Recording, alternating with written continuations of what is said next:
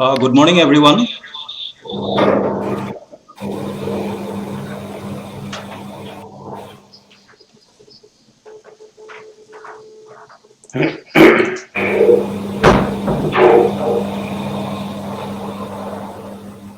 So myself, Dr. Basanta Barua, I am one of the session chair, and I have Dr. Ashwini Kumar Sharma. He is the co-chair. I hope I am audible to all of you, and you can see the screen. Yes. So already, I think around 40 people have joined through Google Meet, and we have around 257 people who are joining through YouTube Live. So we hope after some time more people will join. Probably live chat, the participants cannot see the live chat right now, but I hope this will be there because I can see the live chat. So it is for the YouTube participant that I can, the organizer can see your live chat.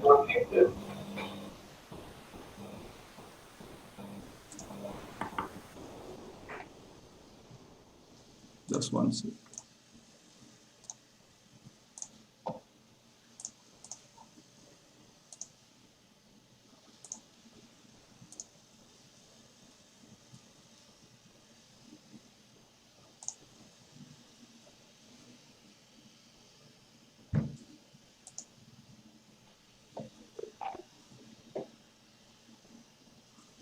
Okay.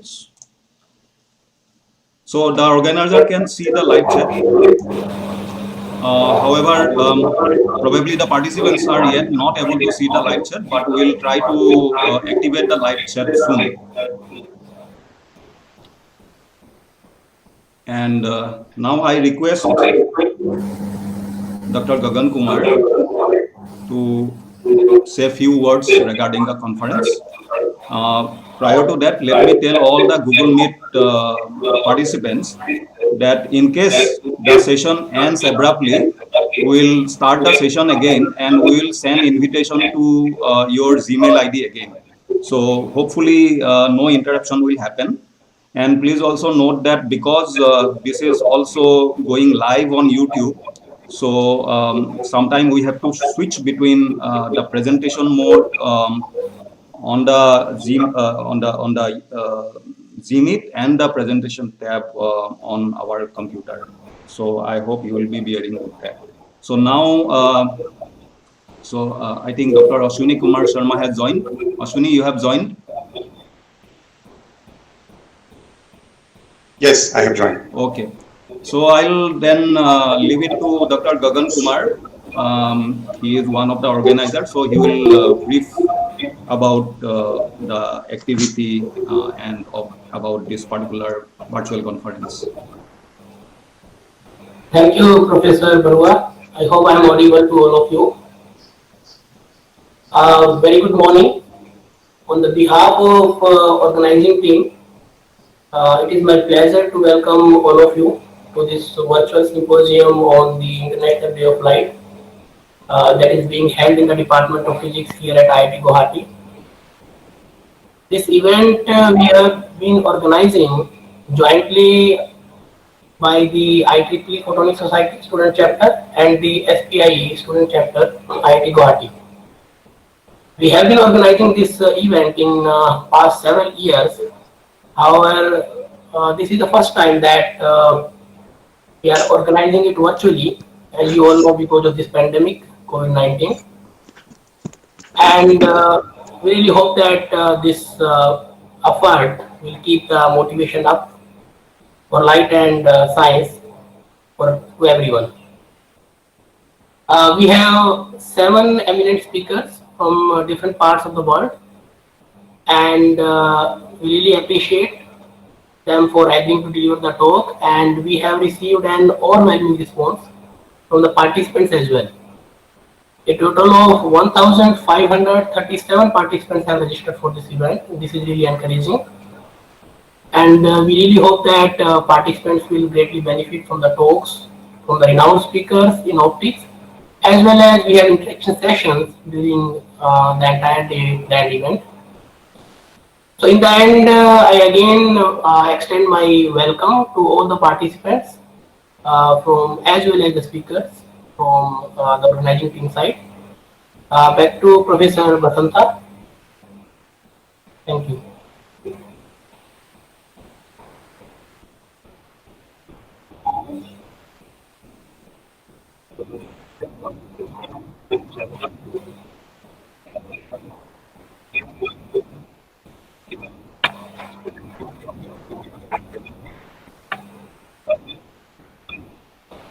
Yes, sir.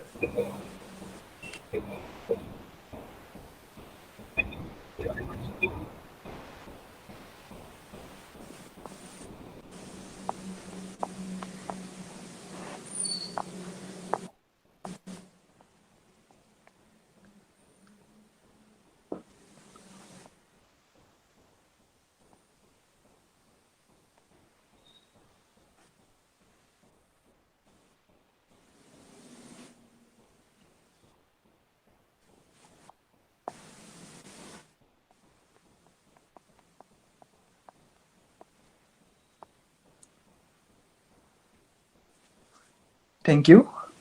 Hope I'm audible and you can see the screen.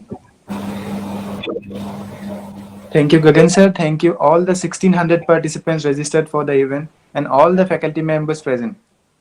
Welcome to the Virtual Symposium, International Day of Light 2020. This event is organized by SPY Student Chapter and IEEE Photonic Society Chapter, IIT Guwahati, in association with Department of Physics, IIT Guwahati. Next slide. I would like to give a very brief introduction to our chapter, SPY Student Chapter, IIT Guwahati. I am Rajnandan, the president of this chapter. This presentation cannot be completed without the effort from our chapter officers, Professor Tarak Nath De, our faculty advisor, our secretary Partha, and our treasurer Akanshu. Please consider that I am just a voice of this presentation. Our chapter was formed on 30th October 2015. We have got Professor Tarak Nath De, Professor Aswini Kumar Sharma, Professor Basantaranjan Borua, Professor Amarendra Kumar Sharma as our faculty advisor. Today, this chapter is here only because of the effort from our previous PI officers and members, headed by Mr. Biswajit, Mr. Gautam, Mr. Samit, and Mr. Nagendra. So, what our chapter actually does? The main objective of our chapters are to motivate students towards optics and to highlight various scopes, research and developments, and inventions in the field of optics and its relevant areas. We try to achieve them through various chapter activities, workshops, outreach education, visiting lectures, optics teaching, International Day of Light celebration, quiz competitions, and many more, such as poster presentation, model demonstrations, social awareness, career-oriented talks, etc. So, we have conducted two workshops so far, one on vacuum technology and another on MATLAB programming. In optics outreach, we actually visit an university or a college and organize a day-long event. So far, we have visited Borderland University, Poob Kamrup College, Nagaon College, Dibrugarh University, Dhemaji College, and Cotton College. In optics teaching, we go to school to teach the students and demonstrate various models. Next. We have been celebrating International Day of Light since its inception. Many faculty members are invited by us to our department to give lectures. So far, Professor R.P. Singh, Dr. Frederick, Professor Naveen Nichal, Professor Madhurja P. Bora, Professor Nirmal K. Viswanathan, Professor Devi J. Hagan, Professor Tyagarajan, Professor Gatak, Professor P. K. Datta has joined us as visiting lecturer at various point of time. Here are some of the amazing memories we had so far. With my next slide, I would like to conclude my presentation. Hope you all have a great time ahead. Thank you. Please stay home, stay safe. The next part of the presentation will be given by Mr. Rakesh. Thank you.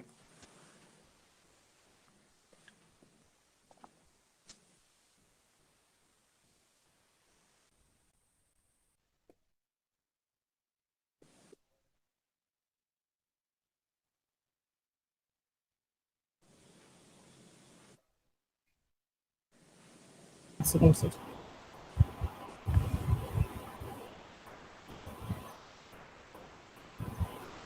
Uh, am I audible to all?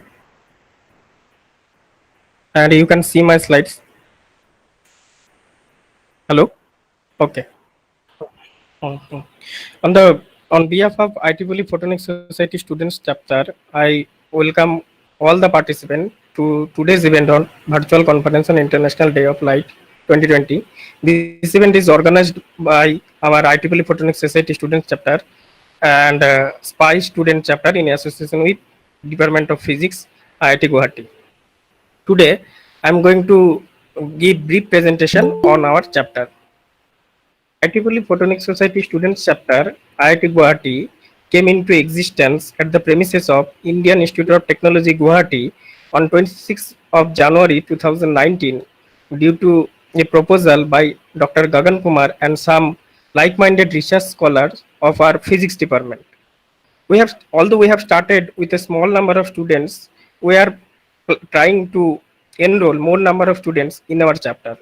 Our main vision is to organize events, workshop, conferences, and outreach program in order to further popularize photonics in the northeastern region of India. Our objective is also to avail free waiver and travel support to attend conferences. Currently, we have 6 members in our group. Dr. Gagan Kumar is the faculty advisor. I am the president. Ms. Dhiti Marja is the vice president. Angana Bhattacharya is the secretary. Mr. Sumit Goswami is the treasurer. And Mr. Bhaurav Kumar Bhaunik is the webmaster. So, now I will discuss the events that we have organized so far.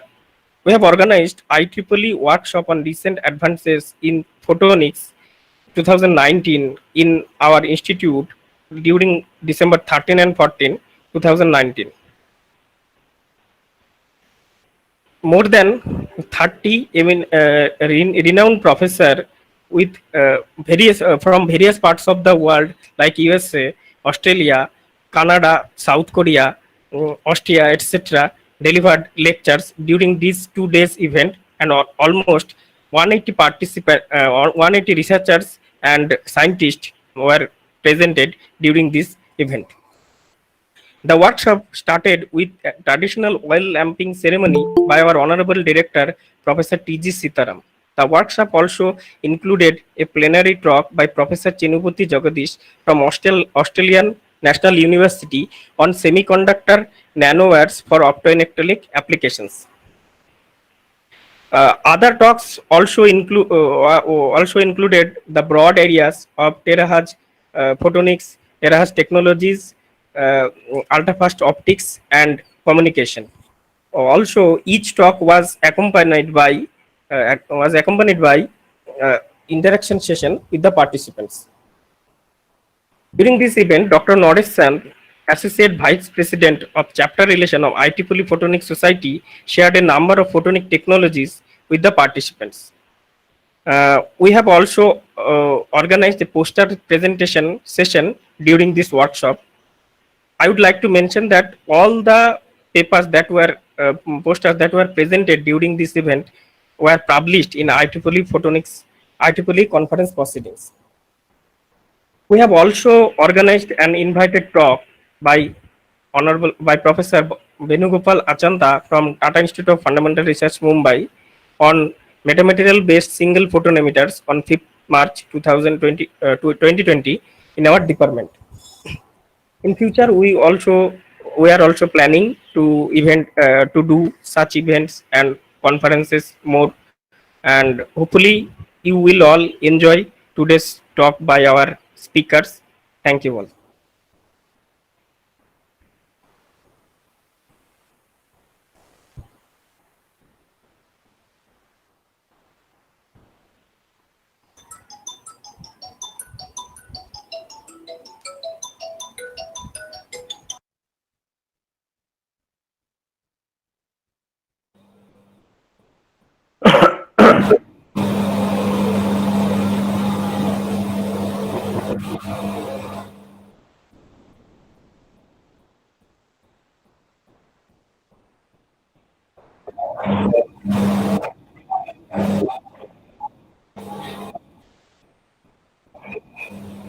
Yeah, I'm bringing it up. Thank you, Basanto.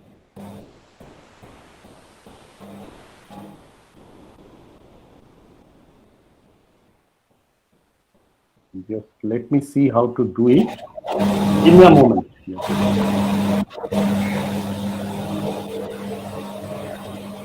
So, present now your entire screen of intro.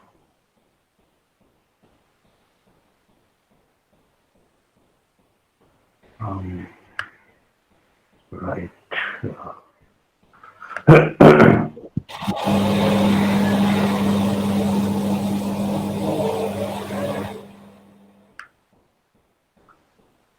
So, undo. No, not this one, but this one.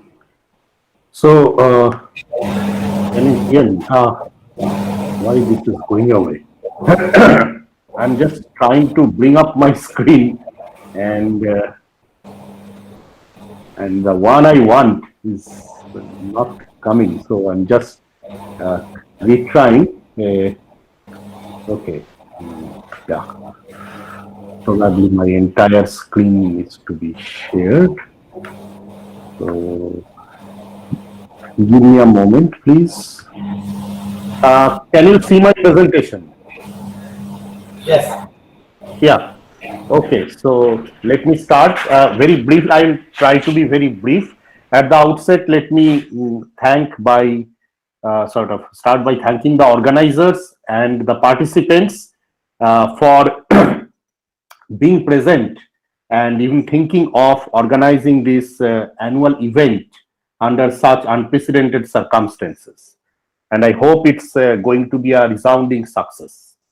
So our department is 25 years old. In fact, this is our 25th year. So in the 25th year, so apart from other achievements, which are kind of usual achievements, this is the unusual kind of thing that even under such a circumstances, the optics group and the SPIE student chapter could come up with this idea. So this really would add another feather to our cap. So the profile of the department, we are established in 1995 when we started our PhD program right after, and the MSc Physics program is 20 years old, and the newest addition, which is also 14 years old, was the BTech in Engineering Physics. This is the current strength of the department. We have 39 faculty members, 18 professors, 11 associate and 10 assistant professors. We have 14 technical staff along with 3 postdoctoral fellows, and our student strength is ever increasing. The PhD student strength is now 150 plus, MSc 90 plus, and BTech students 200 plus. This is a snapshot of the department, and right now it really looks like it in absence of the students and the regular activities. And I really wish the participants who are from outside IIT Guwahati, you will be able to visit our department soon in a much more vibrant and cozy environment. So let me briefly tell about our teaching programs. The ideas, the BTech Engineering Physics, it trains the students in basic physics with components of engineering, which also provides flexibility to move to any applied science branch or industry. And we are having a very good placement statistics in past few years, 80% on an average. And rest of the students are going to various institutes of eminences to pursue higher study. The MSc Physics program, of course, the motivation is to train the students to be a physicist, and they are placed in reputed institutes in India and abroad. The other strength of our department is, of course, quality research and innovation, and we have 5 research groups. So let me briefly tell the activities. Condensed matter physics experimental group consisting of 9 faculty members working on various different kinds of materials. They have a huge number of PhD students as part of the program. Then we have the condensed matter theory group, of which I am a part. We have 8 faculty members, once again doing various other things. So you can look at this nonlinear optics of topological insulators, which Dr. Tapan Mishra works on, and Dr. Girish Setlur has recently joined also in its endeavor to collaborate with the optics group and working on various things. Then there is gravity and astrophysics group, which is the smallest one, consisting of 5 members. And then there is the high energy physics group consisting of 9 members. And finally, the laser and photonics or the optics group, consisting of 8 members. You know most of them. So here are the various research areas and the major facilities they have developed over the years, and they are sort of involved in patenting, transfer of technology, industry collaboration. So the figures that you see in the column achievements are little outdated. I mean, it's not that old also. It's probably updated in February. Since then, certain things have happened, and basically it has added to these numbers only. We have a handsome extramural research fund from sponsored projects. So you can see the figure of hoping 6.24 crores, which the faculty members individually have brought, and there are certain major projects which are listed, which are of the order of crores of rupees. And we basically get funds from all the major funding agencies in India and also from some of the funding agencies abroad. And we have collaborations in the major national and international institutes in India and abroad. So this list is not exhaustive. These are only a few I could list. Basically, it would require a few more pages to list all of them, but you can read out the names. And we have industrial collaborations with Titan and Hallmark Optomechatronics, and I'm sure more are in the offing. So we also not only do just the usual research, but we also develop products and prototypes. So here are once again glimpses of things. You can see the microwave cylindrical dielectric resonator and MIM capacitors developed by in the thin film and electroceramics lab. Then a solar cell with significant efficiency developed in semiconductor lab. And on the very right, you can see the super resolving image from the storm microscope, which is indigenously developed by Professor Basanta Borua's group, the holography lab. And then I have listed few of the other things, like part of the optics group in the fiber optics lab. There has been a development of a BG-based accelerator and tilt monitoring sensor. And there are a couple of entries from the holography lab. Let me also mention that this indigenously developed free space communication system developed by Professor Basanta Borua and his group. These had filed for US patent through the Department of IT India, and that patent has been accepted very recently, only early this month. So that's a big achievement, a new achievement, which adds to the the crown of physics department. So congratulations to Professor Basanta Borua. There are certain recent important achievements. We have gotten huge amount of departmental grants from Department of Science and Technology's FEAST program. And then there are a couple of significant achievements by our students and postdocs. Mr. Krishnakanta Bhattacharya had been awarded Fulbright Nehru Fellowship in 2019, spent a year in US.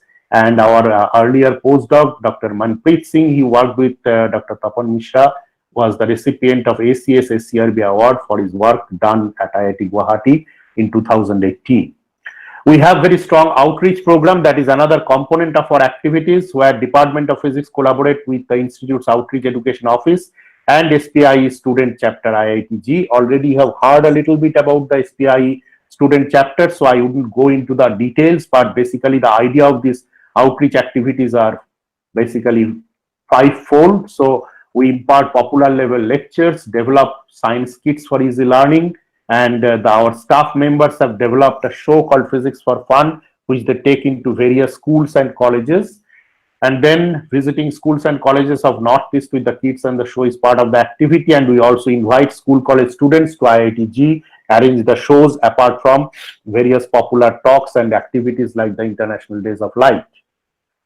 So here are certain glimpses of people visiting various schools and colleges. And this is photos of the optics teaching organized by SPIE, which Rajnandan had already shown. These are the glimpses from the outreach education program by SPIE. And the last celebration of International Day of Light by Professor Hagen, you can see in the green shirt at the center, was part of it. And you can see there are participants from outside IITG. The kids with the school uniform, they were also invited. So we wish we could do it this way this year, but well, that's another time. So I will show another one thing that Department of Physics collaborate is in Physics Academy of Northeast, which was established in 1998 to promote physics education in the northeastern part of India, and they basically promote scientific research collaboration among various members of the academy. So as a part of it, basically faculty members from Department of Physics also organize various kind of popular talks, mini workshops at various places in the Northeast, and Optics Group is also part of it. And they take out newsletters on contemporary topics, basically spanning various areas of research. So that's about it. Let me welcome you to IDL 2020, and let us, we have been keeping on fighting this pandemic and still keeping our spirits high, like organizing this conference in the backdrop of such a serious situation was really a Herculean task, and I congratulate the team for that, and I wish very soon we will be able to come out of this and there will be light. Thank you very much.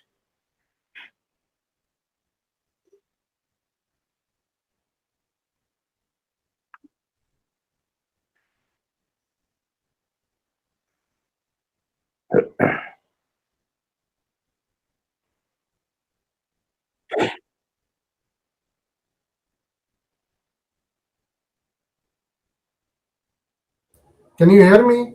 Yes. Yeah, I'm here.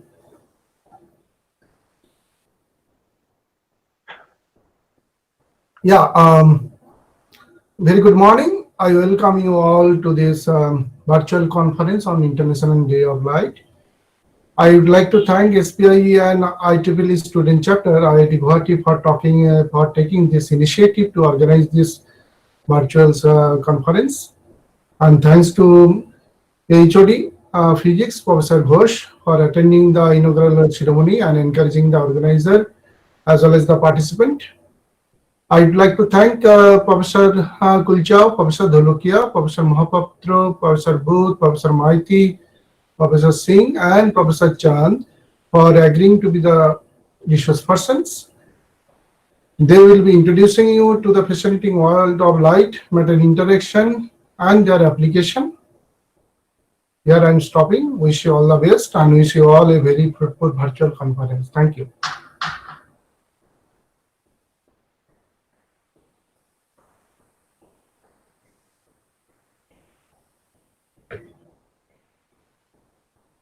Bashanto. Yeah. Yeah, you're welcome.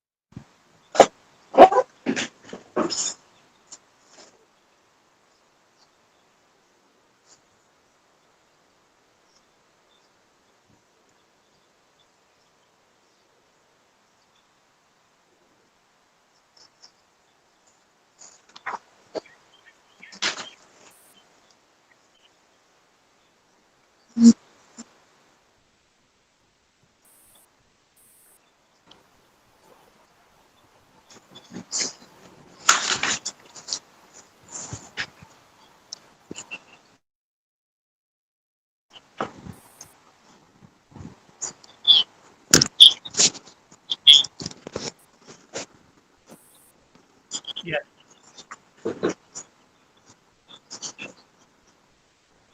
Thank you. Thank you. Yeah, so am I audible? Yes. Yeah, okay. So thank you, Professor Barua. So I welcome all the participants and our eminent speakers from across the globe on this virtual symposium on International Day of Light. And our today first speaker is Dr. Ranjan Singh from the Division of Physics and Applied Physics, NTU Singapore.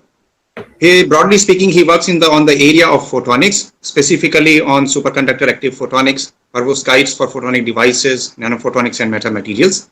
And today he's going to present on the topic topological photonics for 6G communication. So now I hand over the charge to Professor Ranjan Singh. Thank you very much. Thank you.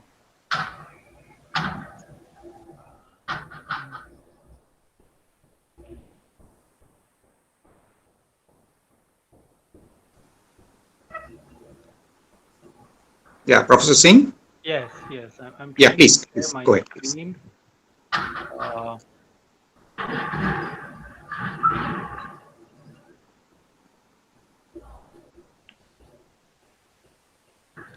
Are you able to see my screen?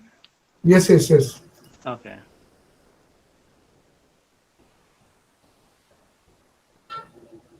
Can you see the pointer? Definitely. Go ahead. Okay, Yeah, we can okay, see that. okay. Thank Please. you. First of all, I would like to thank the organizers for inviting me to give a talk. Um, the Department of Physics at IIT Guwahati is a very special place because I have three very dear friends, starting from Tarakda. So me and Tarakda were flatmates at Oklahoma, Stillwater, for about 2 years. He played a very important role during my formative years. I was going through very hard time in 2006, 2007 when I was transitioning from my first PhD advisor to the second PhD advisor. It was one of the lowest points in my life, and Tarak Da was really very kind and very helpful to me. I still remember those difficult days and his encouragement and constant sort of inspiration. And then in about 2009-10, I became friends with Gagan Kumar. Gagan Kumar is one of the leading researchers in terahertz photonics. And yeah, we have a lot of overlap in terms of the research program. And then when I moved to NTU in 2013, I came in touch with Professor Pandey from Department of Physics at IIT Guwahati. And Pandey is also a very dear friend of mine. Okay. So, yeah, so once again, I would like to thank all of you to make this happen, especially during a time when everybody feels low and bit depressed. So we should take this opportunity to lift our spirits, and these kind of virtual conferences are just ideal. So thank you once again to the organizers. So basically, I changed the title a little bit. I'm going to talk specifically on terahertz topological photonics. So there's been a lot of activity on topological photonics, but not so much at terahertz frequency domain. Um, so I will just move on to my introductory slide. So here, what I'm trying to show you is a temporal evolution of different generation of communication. So as you can see that as the time passes, you have every 10 years you have a new generation of mobile communications, and with every generation what you see is that your data transfer rates are different. So look at these numbers. These are data transfer rates right here. We are right now somewhere here. So I would like to bring your attention to this carrier frequency. So let's say at fourth generation, the main carrier frequency was at around 8 gigahertz. At 5G, we are at around 60 to 100 gigahertz. And looking into future, in 2030, we will have 6G communications, right? And 6G communications would need carrier frequency of few hundred gigahertz.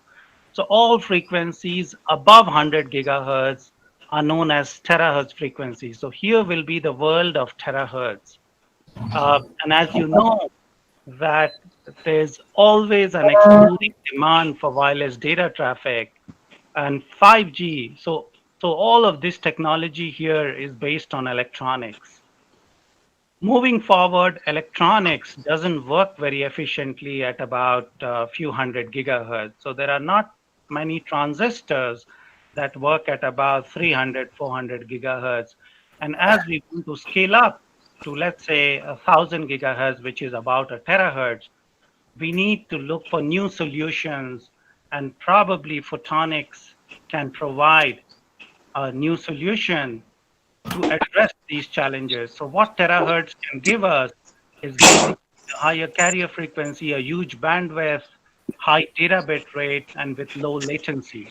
By low latency, what I mean is when you're trying to download data or when you're trying to download video, there's always some sort of delay, and that is what I refer to here as latency problem. So this is the electromagnetic spectrum, which you see here. Here, here we are. So anything less than 100 gigahertz basically falls under the category of RF and microwave, and beyond 100 gigahertz is terahertz. So up till here is electronics. Beyond this, I would say is photonics, and and I basically work in this particular regime, which is the terahertz regime, and I think it is this regime that has to facilitate 6G communications. Uh, so as most of you would know that the fourth industrial revolution is all about connectivity, where you'll have massive IoT devices, trillions of devices over the internet. They need high data transfer rate, and then these devices will be connected to artificially intelligent algorithms, and there'll be a lot of data processed on these IoT devices, and those data will be utilized within this AI algorithms to do some decision making. And all of this would require cloud computing and high data bit rate transfer. And as you can see here, that it's the smart connectivity to almost all spheres of life that is very, very important. So here I'm just trying to bring out the importance of the wireless communication and the need for high data rate transfer, and that's possible only through terahertz communications. I mean, this is what we firmly believe in.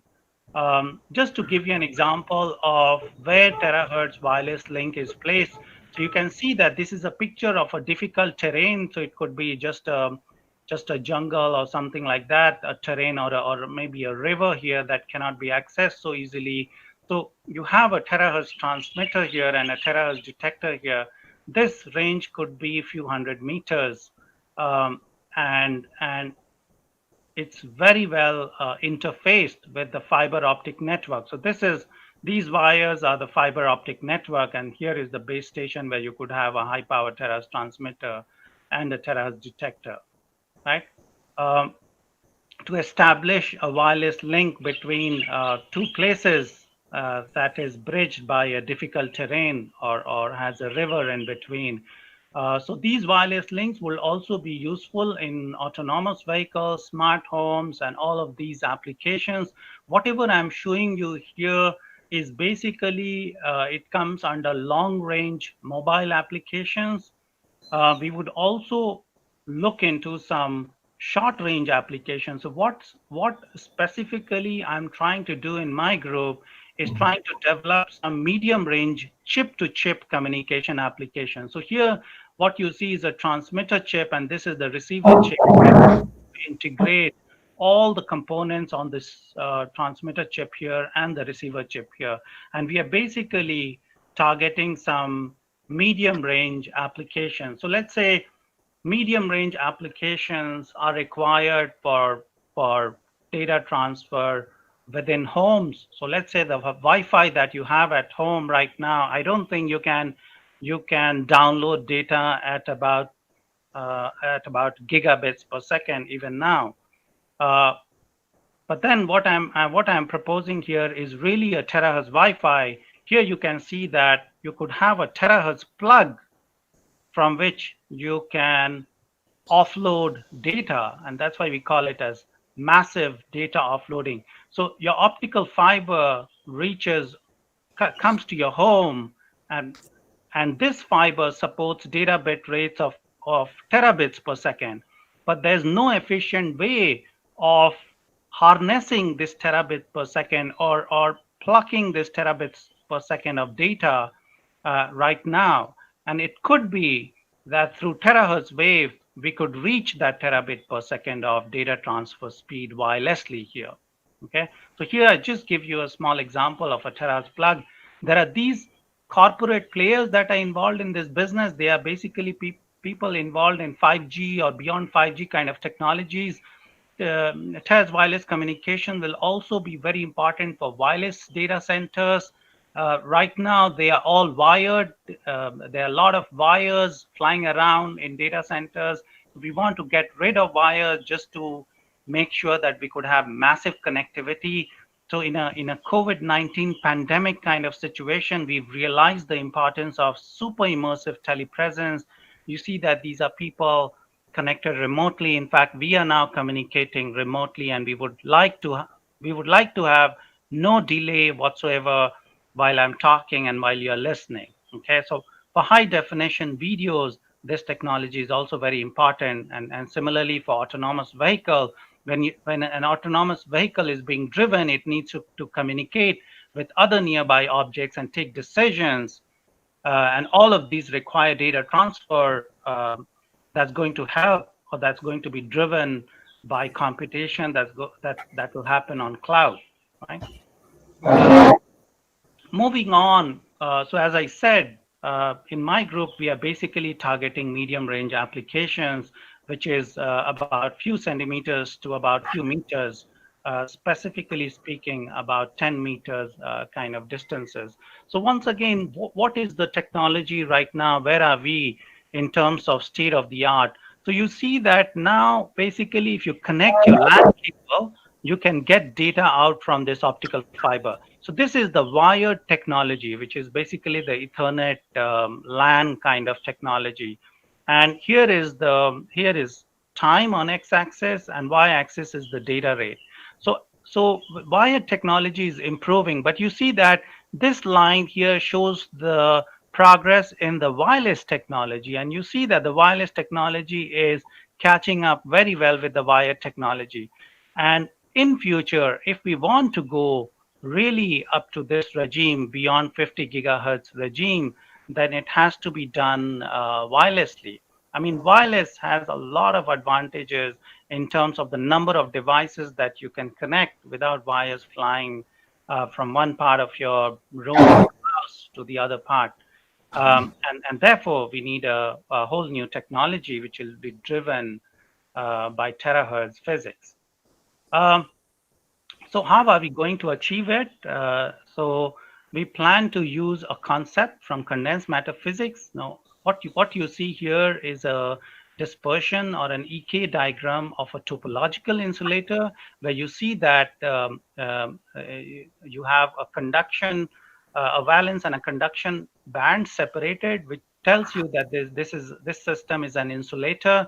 But then you see these nice lines opening up. So basically, these are quantum states, and they can allow or they can support flow of currents, and these currents are very unique. They are topologically protected, and the spins of the electrons is locked to the momentum. They are chiral in nature, and they are typically known as edge states. So these are very, very interesting systems, which I think a lot of you might be already familiar with. Uh, and the idea is to have this topological protection. So this is about topological protection of flow of electrons that gives you uh, almost a supercurrent with no losses in the system at all. And we want to borrow this concept and bring it into photonics that can somehow support unidirectional propagation of photons. So you can see, just to give you an example, that this is a waveguide, and waveguide with sharp bends. So these are the sharp bends, basically. And the photon can flow without much loss in the system through these sharp bends, because this particular waveguide is special. It's known as topological waveguide. It has some sort of topological protection. It's not exactly a quantum system, but more of a classical analog of a quantum topological insulator. And the beauty of this topological waveguide really is that it's immune to sharp bending losses. And these kind of systems could be very useful for on-chip design of devices. And so our whole terahertz chip that we are trying to design is based on this concept of topological waveguides, just purely for a simple reason that you could have miniaturized chips with minimum losses in the system. The platform that we use here is silicon, and silicon is a very friendly material, even for propagating terahertz waves. And we basically use high resistivity silicon with not much doping. The doping has to be as low as possible in order to keep the loss low. And the qualities would, of course, be huge bandwidth, high speed, and low latency. Concept of topology, I mean, topology is basically a mathematical concept, and topology was used to explain quantum Hall effect. And I don't want to go deep into this as this involves some rigorous mathematics. But then, just to give you an example or a feel for what a topological invariance is, you see that a donut can be converted into a cup with some continuous deformation. So you don't have to really break it apart when you move from a donut to a cup. But then you cannot change a sphere into a donut without breaking it or with continuous deformation. So a transformation from a donut to a cup is something that is known as topological invariance. Now, in mathematics, there's a concept that if you take an integral of a Gaussian curvature, you can calculate a parameter called genus, and genus for a donut and this cup remains one, irrespective of the shape. So this is the topological invariance that was used to explain the quantum Hall transition. So basically, the meaning is that some changes in geometry really doesn't hinder the flow of currents within the surface of the topological insulator. I mean, quantum Hall effect really happens in macroscopic systems, and it was I think a mystery for a long time, and then topology or topological invariance was used by Thouless and colleagues to explain the quantum Hall effect or the quantum Hall transitions.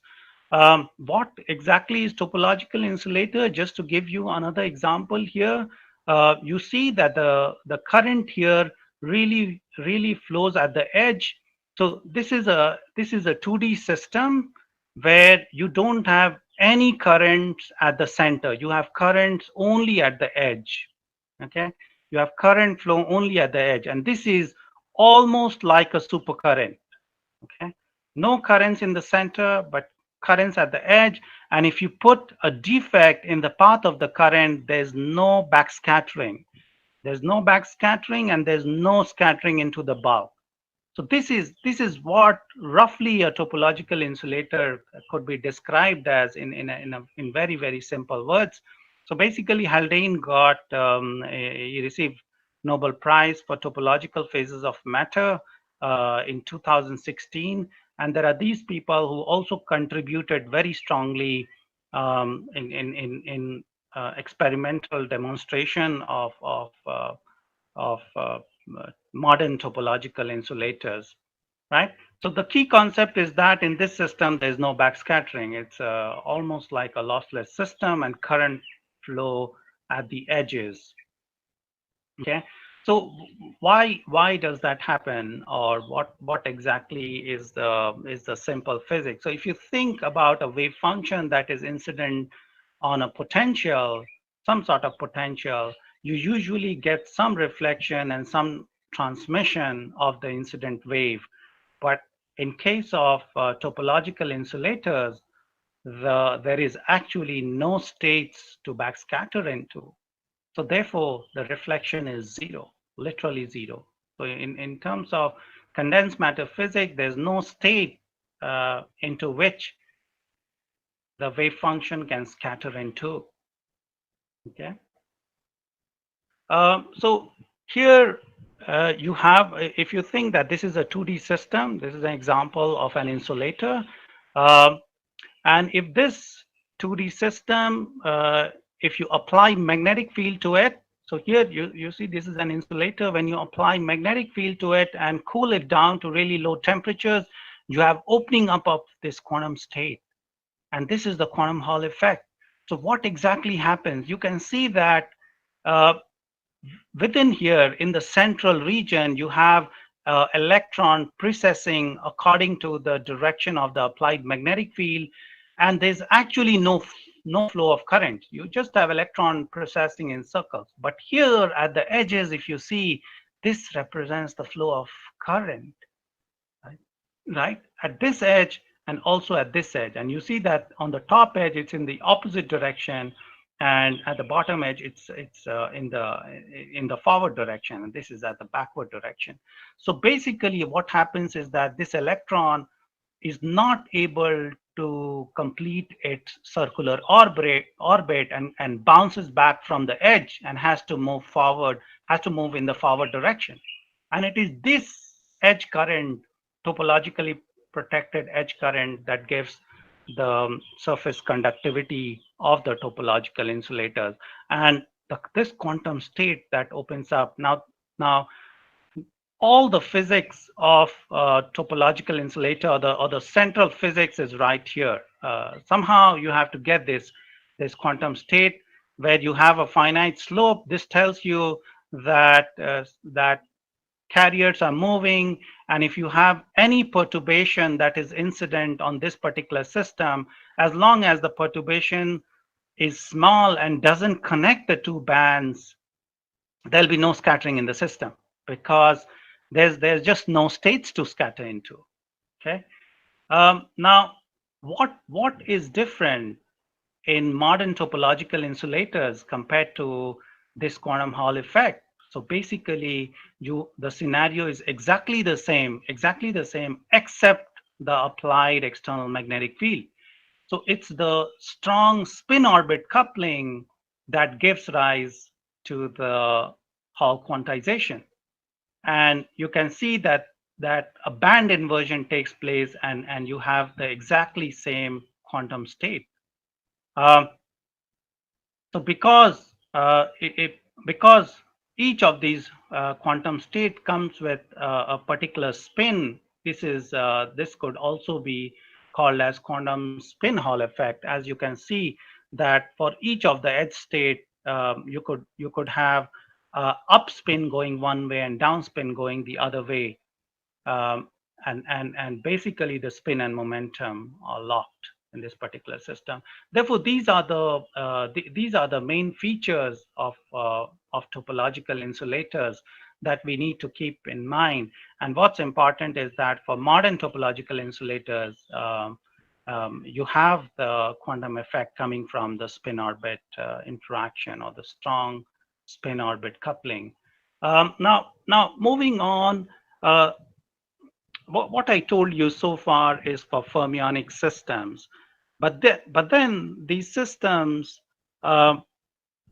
mimicking these systems with bosons or with photons is important, because photonics has its own problems, and a simple problem could be just reflections in different systems, and the question is whether we can take care of some of those reflection issues by designing a topologically protected photonic system, or some sort of a classical analog. So what I'm going to show you is basically a Valley Hall photonic crystal here. And these are the strategies that we resort to. So we break the inversion symmetry. First, we form a honeycomb lattice, graphene-like lattice, and then we break the symmetry to open a band gap and bring two opposite symmetry systems together to form a domain wall. And the two valleys of the band structure that is formed has opposite Berry curvature. So this is our system. So what you see is basically holes punched in high resistivity silicon, and you see that this is the hexagonal lattice. So you see a big triangle and a small triangle. That is the breakage of inversion symmetry. That's why one triangle is small. But you see that this is a hexagonal graphene-like lattice. Now, what we do is, for a perfectly symmetric case, you get Dirac-like dispersion. So this is the Dirac point. When you look at the band structure, this is the photonic band structure. not to get confused with electron or fermionic band structure. So first we create the Dirac-like dispersion. Now Dirac-like dispersion created for perfectly symmetric case when the size of these triangles are exactly equal and they are in a hexagonal lattice. Once you break the symmetry of the system, so that's what we call as inversion symmetry breaking, a band gap opens at K point and K dash point. We have not shown the K dash point here. So at K point, you can see the opening up of the band gap. Now we have to somehow induce a quantum state here, right?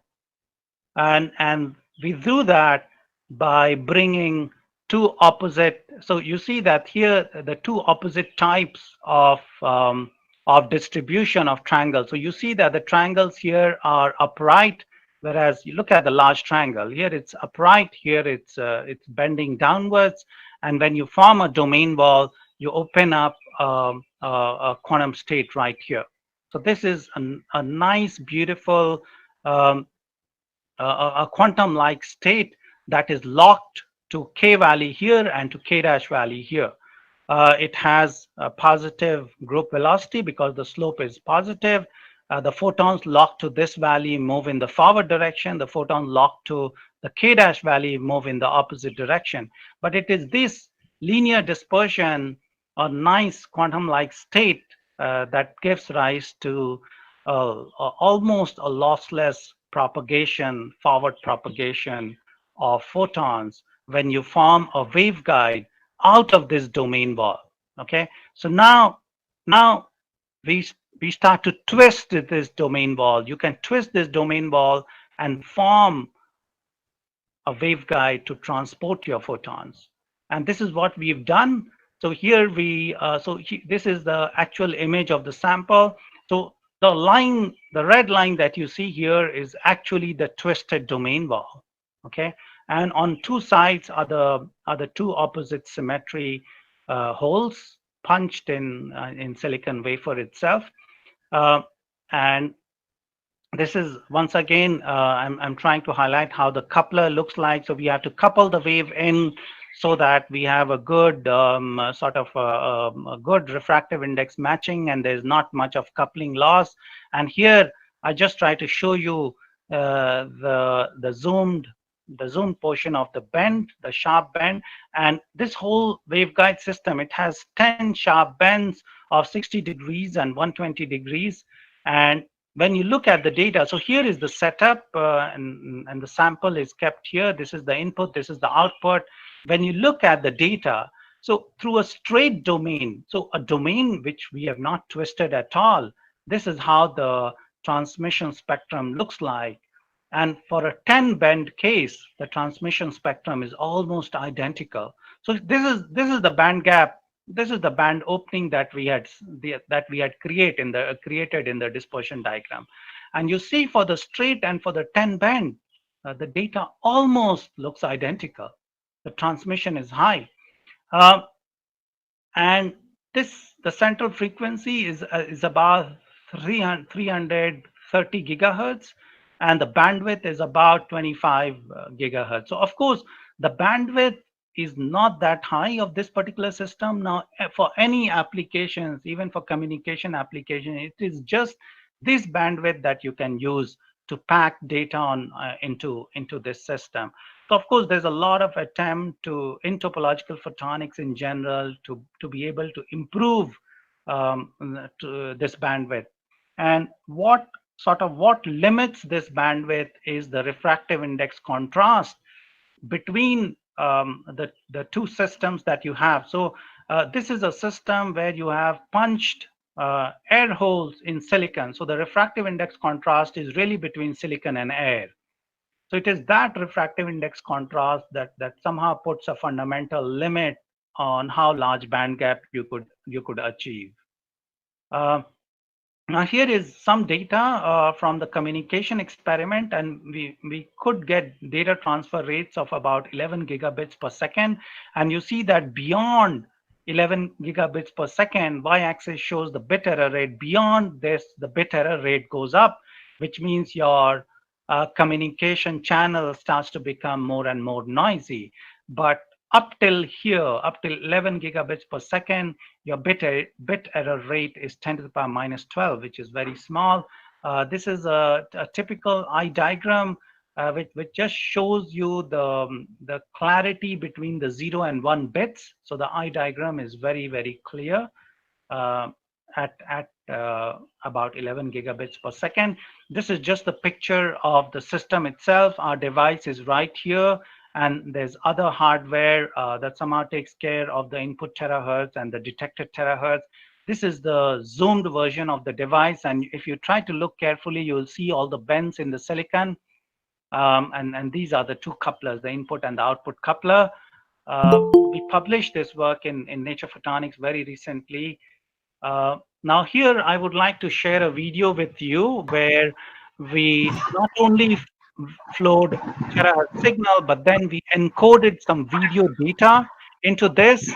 And you see that we are sending video data through this waveguide, and what you see in the background is a high definition screen. This has a definition of 4,000 pixels. So this is a HD TV. It's a 4K high definition TV, and what you see is a high definition video. When we outcouple, you see that when we outcouple, there's no video that is getting transmitted.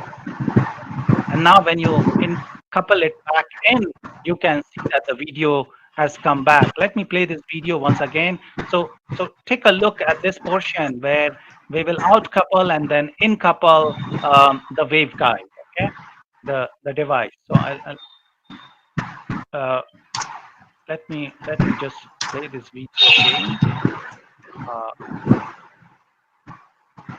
Oh yes, take a look at the device. This is our device.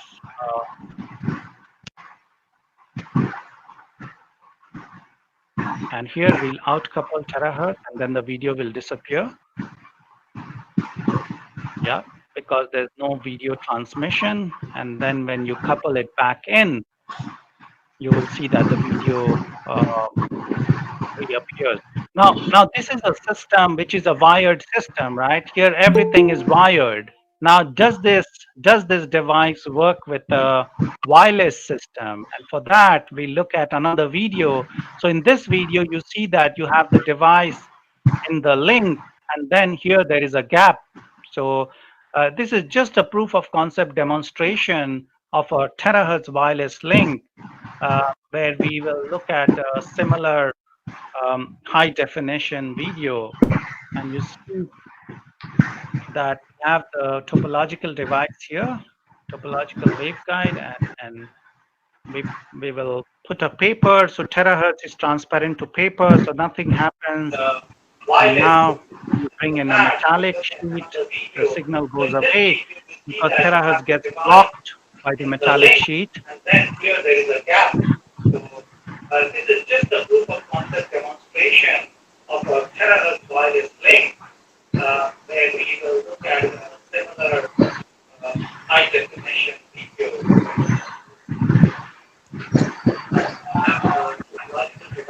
Therefore, this is an example of a wireless network that consists of a electrical device.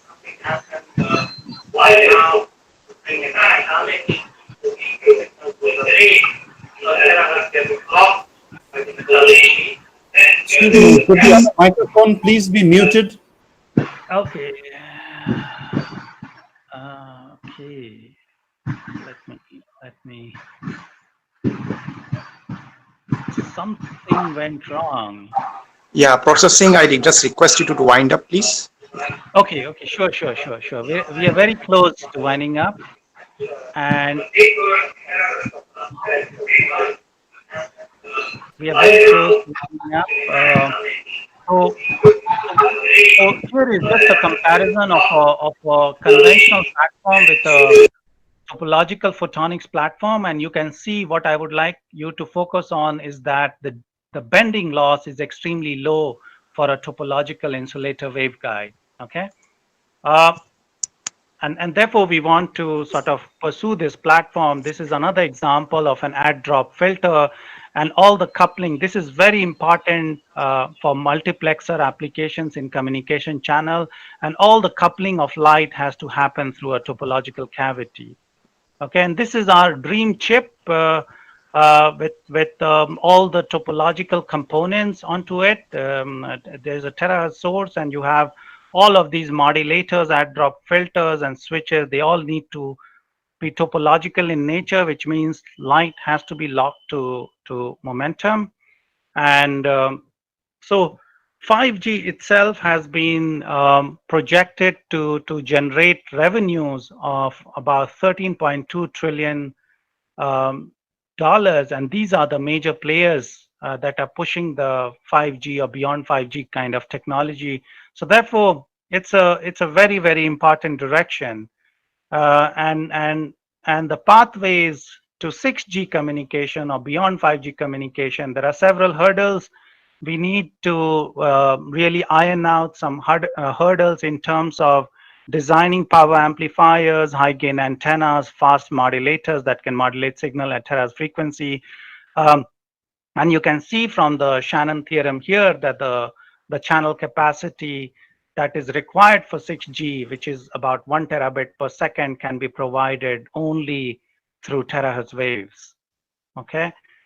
Here is the acknowledgement slide. I would like to acknowledge my collaborators, Professor Fujita and Nagatsuma from Osaka University, who actually did the experiments or communication experiments for us. We didn't have much experience with communication initially.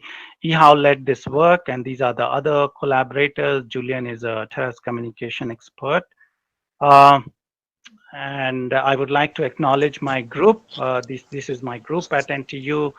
And I would not be talking without their hard work. Thank you very much for your attention.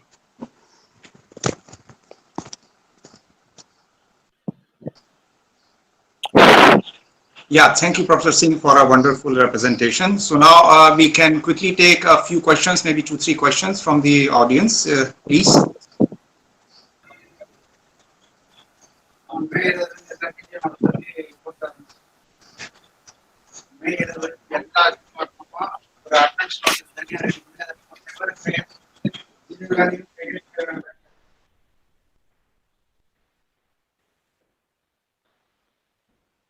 How do we bend the light?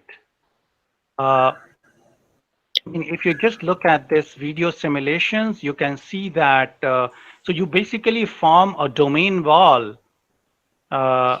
You form a domain wall between two opposite symmetry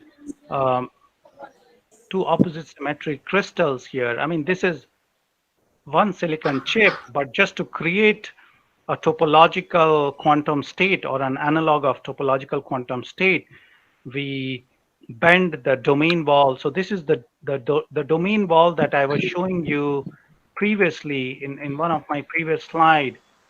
It is this domain wall that we bend. So basically the bending, okay, the bending really doesn't mean that we physically bend, but we fabricate our devices with bends.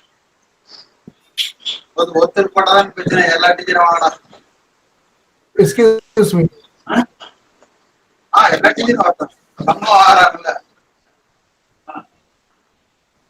Hello. Yes. Hello. Yeah, please go ahead.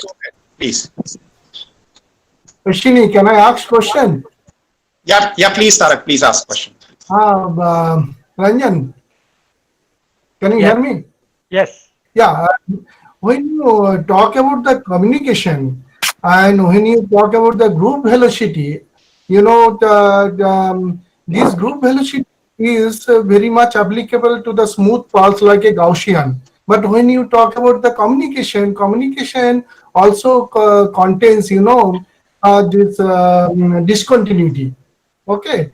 So when you talk about the group velocity moving with a slow light or fast light, and then when you send the signal cannot move with a group velocity. So how do you do that? That transmission? You got my question? Okay, so signal is composed of any discontinuity, right? Right. It is smooth part. But in the case of the theoretical perspective, this Gaussian pulse is a smooth, or any pulse is a smooth, right? So Right, when right, you talk about the real signal analysis, right. so how do you apply this group velocity to there? Right, right. So, okay. Are you concerned about the group velocity dispersion in this system? I'm not just concerned about the group velocity dispersion, but when you have a signal, say signal always propagated with the c velocity, you cannot control. Right, right, right.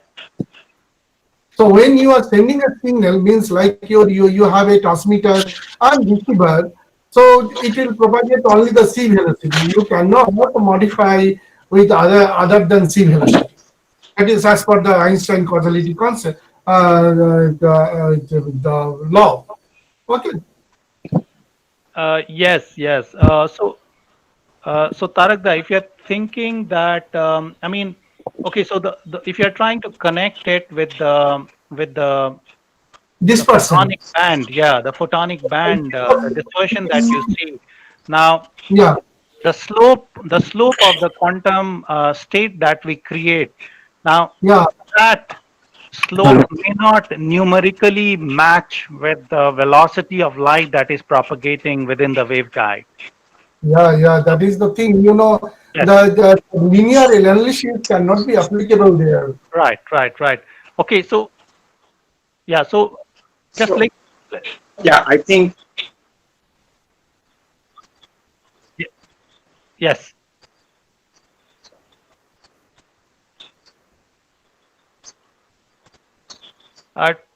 Terahertz frequency is a non-ionizing. It's a non-ionizing wave, so it really doesn't have any hazards as such.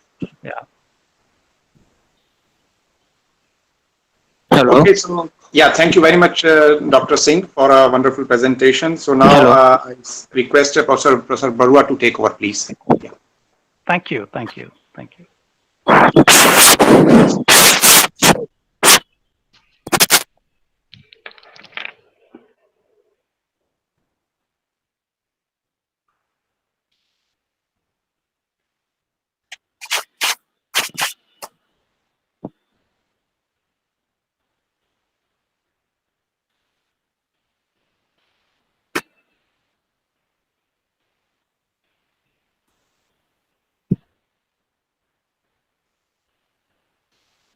Yes, I'm here. Hi.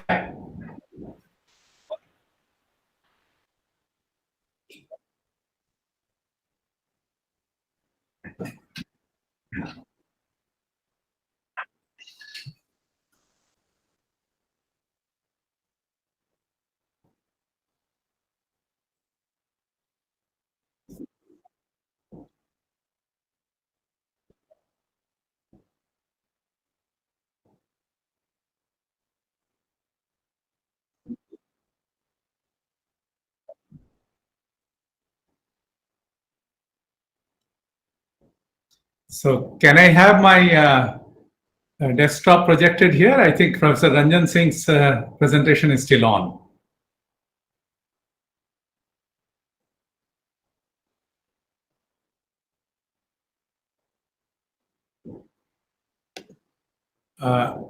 My microphone is unmuted. I think Professor Ranjan Singh's presentation is still on. Can you hear me?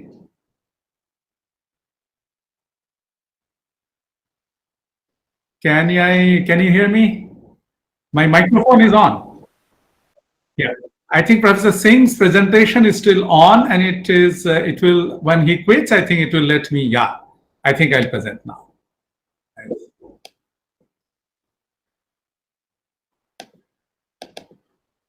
Okay, can everybody see the screen?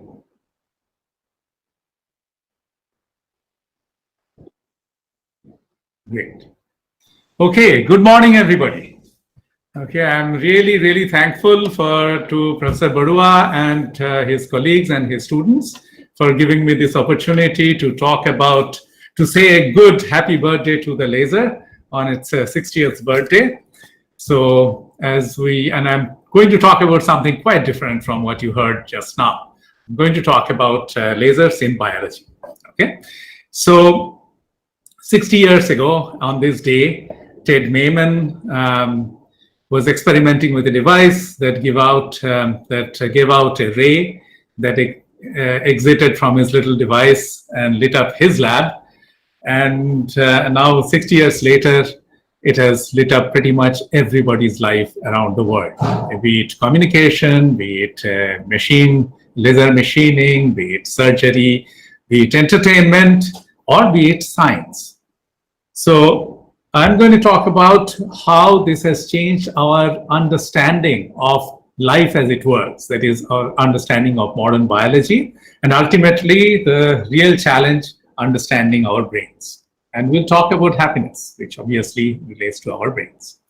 Okay, so let's start with an optics things experiment that pretty much everybody in this audience has done. Okay, I'm sure everybody has picked up when he or she was a child a magnifying glass and tried burning a leaf.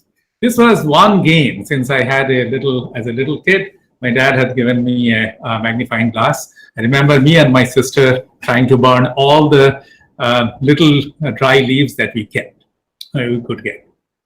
So we could figure out that if you get a not such a great lens, it takes a long time for the leaf to catch fire. But if you get a very good lens, then it catches fire very quickly.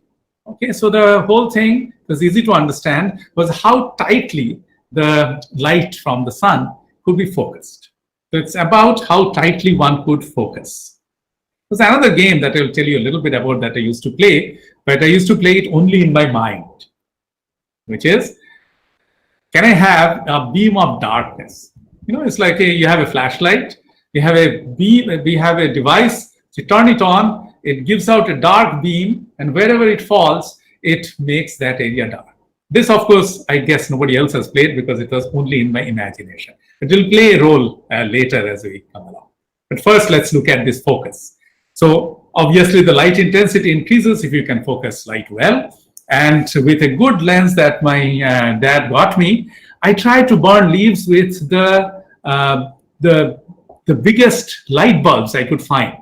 You know, those big bulbs that you see in the, especially when you go for some celebration of somebody's marriage. But I could never really burn a leaf with that bulb. Okay? The reason is that it depends on a property called collimation, how the different rays are coming into your magnifying glass, how they relate to each other. And the reason that the sun could do it was because the sun is a big object, but very far. So it's nearly collimated. The rays from the sun are nearly parallel. So that gave rise to a very tight spot. And this is what the laser changed. When you have the laser, is the best collimated light beam you could find. And therefore, it could focus down to the smallest point that you could think of. Now let's look at that. So I thought, okay, when I heard about the laser, this is a device, if I can focus it, it will truly focus it down to a single point. And anything will catch fire if you can get that high an intensity. Turned out, that's not the case. Okay, there's something called diffraction, which plays a spoil sport in that. And if you focus even a very well collimated laser light through a beam, you see something like this. You see a central spot, which is not a point. It has a certain width, and you do see some other rings around it. Okay, so this is a plot of the intensity across this. The central spot, which has some width, and each of the little rings. Where is this coming from? Well, this is a fundamental property of light, and it's related, of course. The better the lens is, as we understood from our childhood games by burning leaves, the better is the focus. But ultimately, no matter how good a lens you have, there is a limit that you would reach beyond which you cannot focus the light. So the lens actually has a property called numerical aperture. It's roughly its diameter divided by focal length. The N is the refractive index. If you're doing it in air, that's 1. So it's diameter by focal length.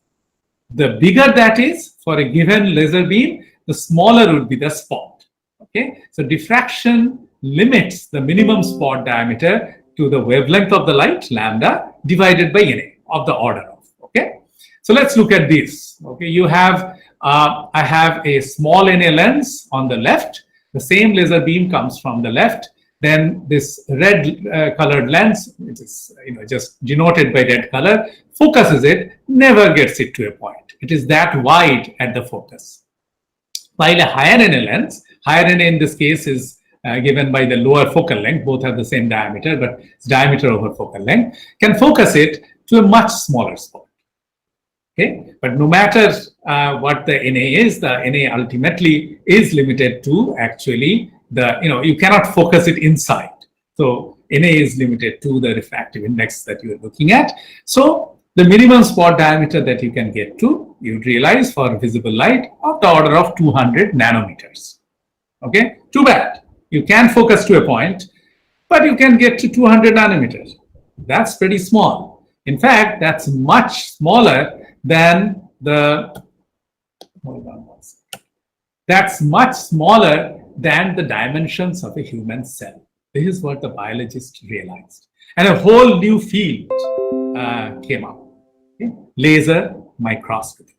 If you can focus your light to the smallest point, which is 200 nanometer or 0.2 microns, and the human cell is about 10 to 20 microns, you can really focus that light point by point in different places of the human cell and actually build up a three-dimensional image of that cell. And that's going to give you a very well-resolved look at a cell that nobody has ever been able to look at.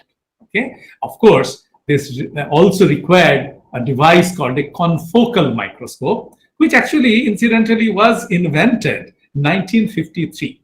You'd say, well, that's 7 years before the laser. Yes. It was invented, but it couldn't be applied because it needed the collimation that is afforded in the small focus spot that is afforded by a laser to actually put it into right operation. All those came into the 80s after the lasers became somewhat more commonplace and people built confocal microscopes. This is something that I show a diagram of a confocal microscope. I won't go into the details, but it's actually something, if you're an optics student, you can build it in your lab, and we do build it in our labs. Okay, so, and much more of it is given in this book that you are writing right now. But the point is that you can see in three-dimensional resolution, point by point, with about 200 nanometer accuracy. Well, that's actually 200 nanometer in XY and about 600 nanometer in Z along the beam, but that's all right. What could we see? We saw wonderful things. These are some of the pictures. You can randomly pick up a cell biology journal, and you'll find out that half of those papers are using something called this thing called confocal microscopy and showing you beautiful results, beautiful objects. This these are human cells, okay, and what you see in the left top corner are green, red, and blue. The blue are some paint applied to the nuclei of the cells. The red is the cell membrane, and the little green dots are familiar things. They're human coronaviruses. Well, in this case, it's actually the cousin of the current coronavirus because this paper is 2018, but they're following how the coronavirus enters the cell and how it destroys the cell. So you could actually get beautifully resolved pictures that you couldn't do before. And whole of cell biology changed due to lasers. So then what? Well, then thing is getting stuck. Just hold on a second.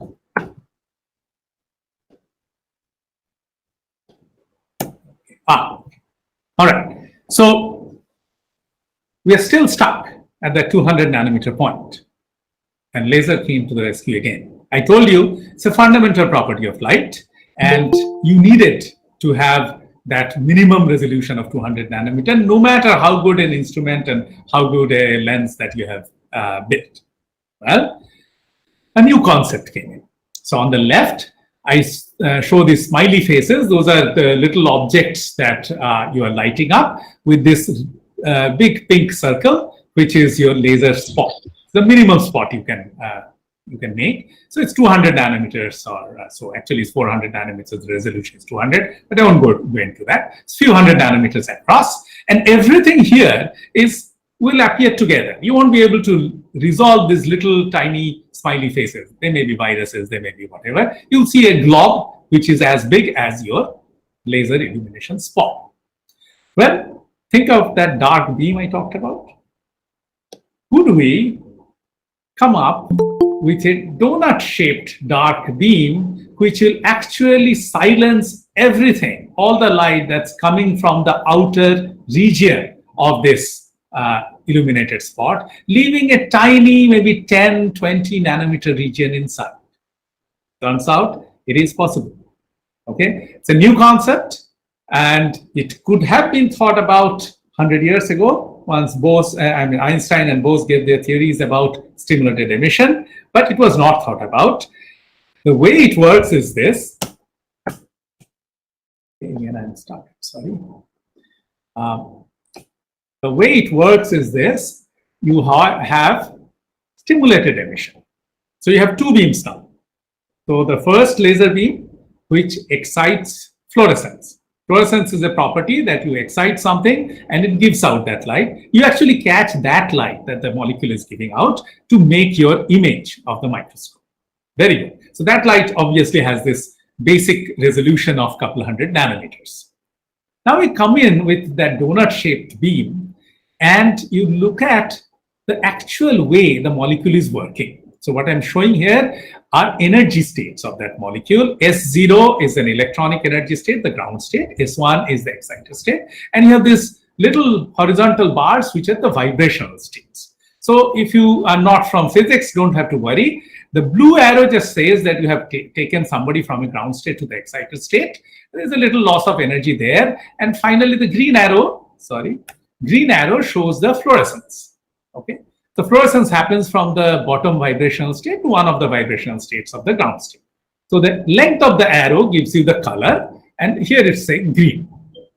You could come in with a very strong laser pulse before this thing has emitted in that donut shape and make sure that all the molecules falling with that donut actually go down with the same color as the donut shaped beam color. And that says yellow or red or orange. Okay, so all the molecules in the outer periphery of that spot goes down to this level, and you put a barrier so that that color your detector doesn't see. So you only see the green color, and then once this pulse has come and gone, you are left with the inner 20 nanometer circle, and anything that fluoresces, comes from that 20 nanometers. So yes, you couldn't actually break the diffraction barrier, but you did some engineering that's only possible with lasers, that you could sort of put a dark beam around that 200 nanometer spot and leave only the 20 nanometer in the center. And that actually gave the real breakthrough in a couple of centuries of microscopy. Well, the confocal, of course, is the 3D that came about 1980s. It really got commercialized, though conceptualized in the 50s. And the real progress came after this. On the left, you see a normal confocal microscope image, which 10 years ago would have been very common, and very few had the STED microscope. On the right, similar object or same object, you see super resolved. Super resolution is something that means that you have broken the diffraction barrier in some sense. So the resolution here is about 20 nanometer, resolution here is about 200 nanometer. You see, once again, there was a leap of resolution that happened. And this, of course, led a Nobel Prize in chemistry to Stefan Hell, who invented this technique of stimulated emission dumping, STED microscopy. Okay, so the barrier is broken. So we need to look at now the real challenge, which I said is our brain cells. Do I understand the brain any better? Hold on a second.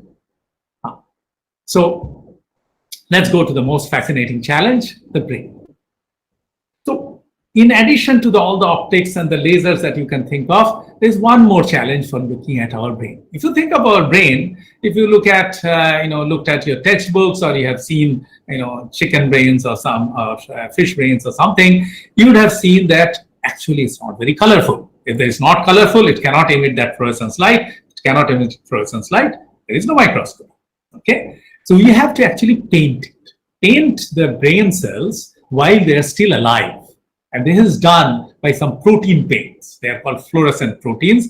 The invention of those itself, led to a Nobel Prize in 2008. Invention of how to paint cells with living cells with some protein paints. Okay, they are called fluorescent proteins. And here you see different fluorescent proteins in different ratios. You can make a rainbow of colors. Okay, it's inventor Josh Sains calls it the brainbow. The brain cells in 80 different colors, okay, that you could look at.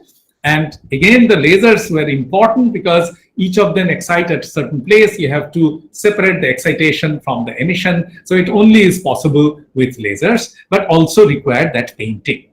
So if you can now paint in a given color, you can look at individual brain cells. These are the neurons, and the neurons talk to each other, giving rise to all kinds of emotions and thought processes and learning and memory, your feelings, everything. Okay, ultimately the challenge of understanding of the brain is whatever you are thinking of, I am thinking of, comprehending, feeling, all that is encoded in the working of the circuitry, which is each of these cells are connected on an average to 1,000 other cells. Enormously complicated circuit, but that's the challenge. And you have 100 billion of such cells, each having on an average 1,000 connections. The problem happened is that the brain talks to each other. The brain cells talk to each other with very small molecules.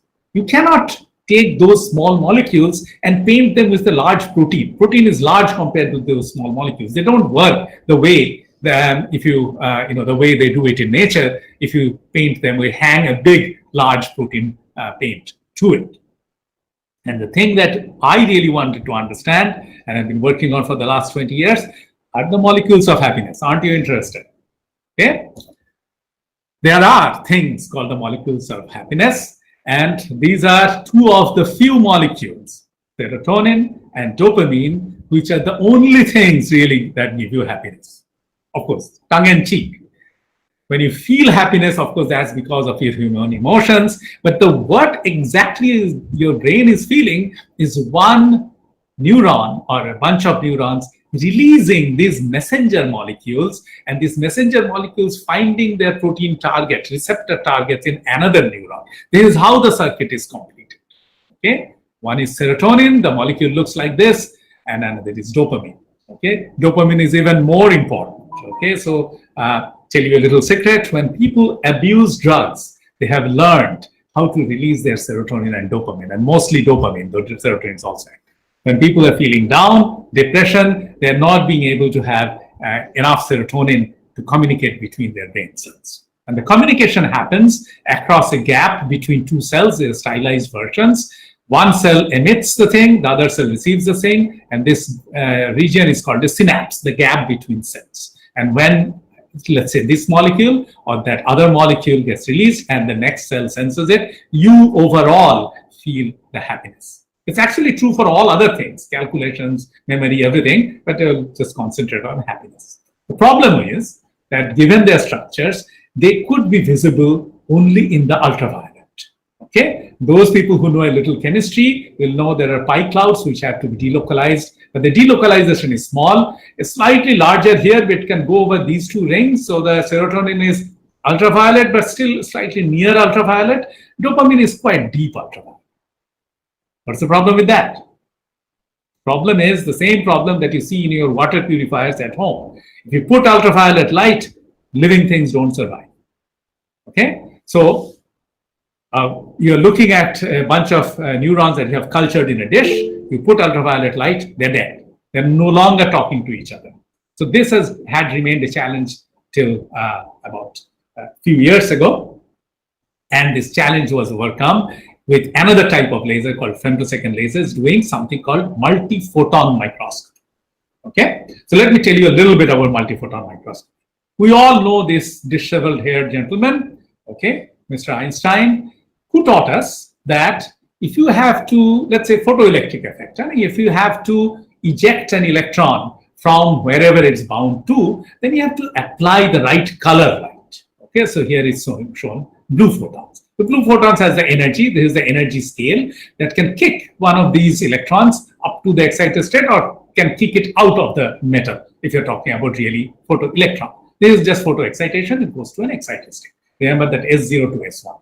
Okay. So if you have enough energy per photon, it will do it. If you don't have enough energy, and the red photons don't have enough energy because they're, let's say, about half the energy of the blue photons, they give a kick, but that kick never makes the electrons reach the upper level.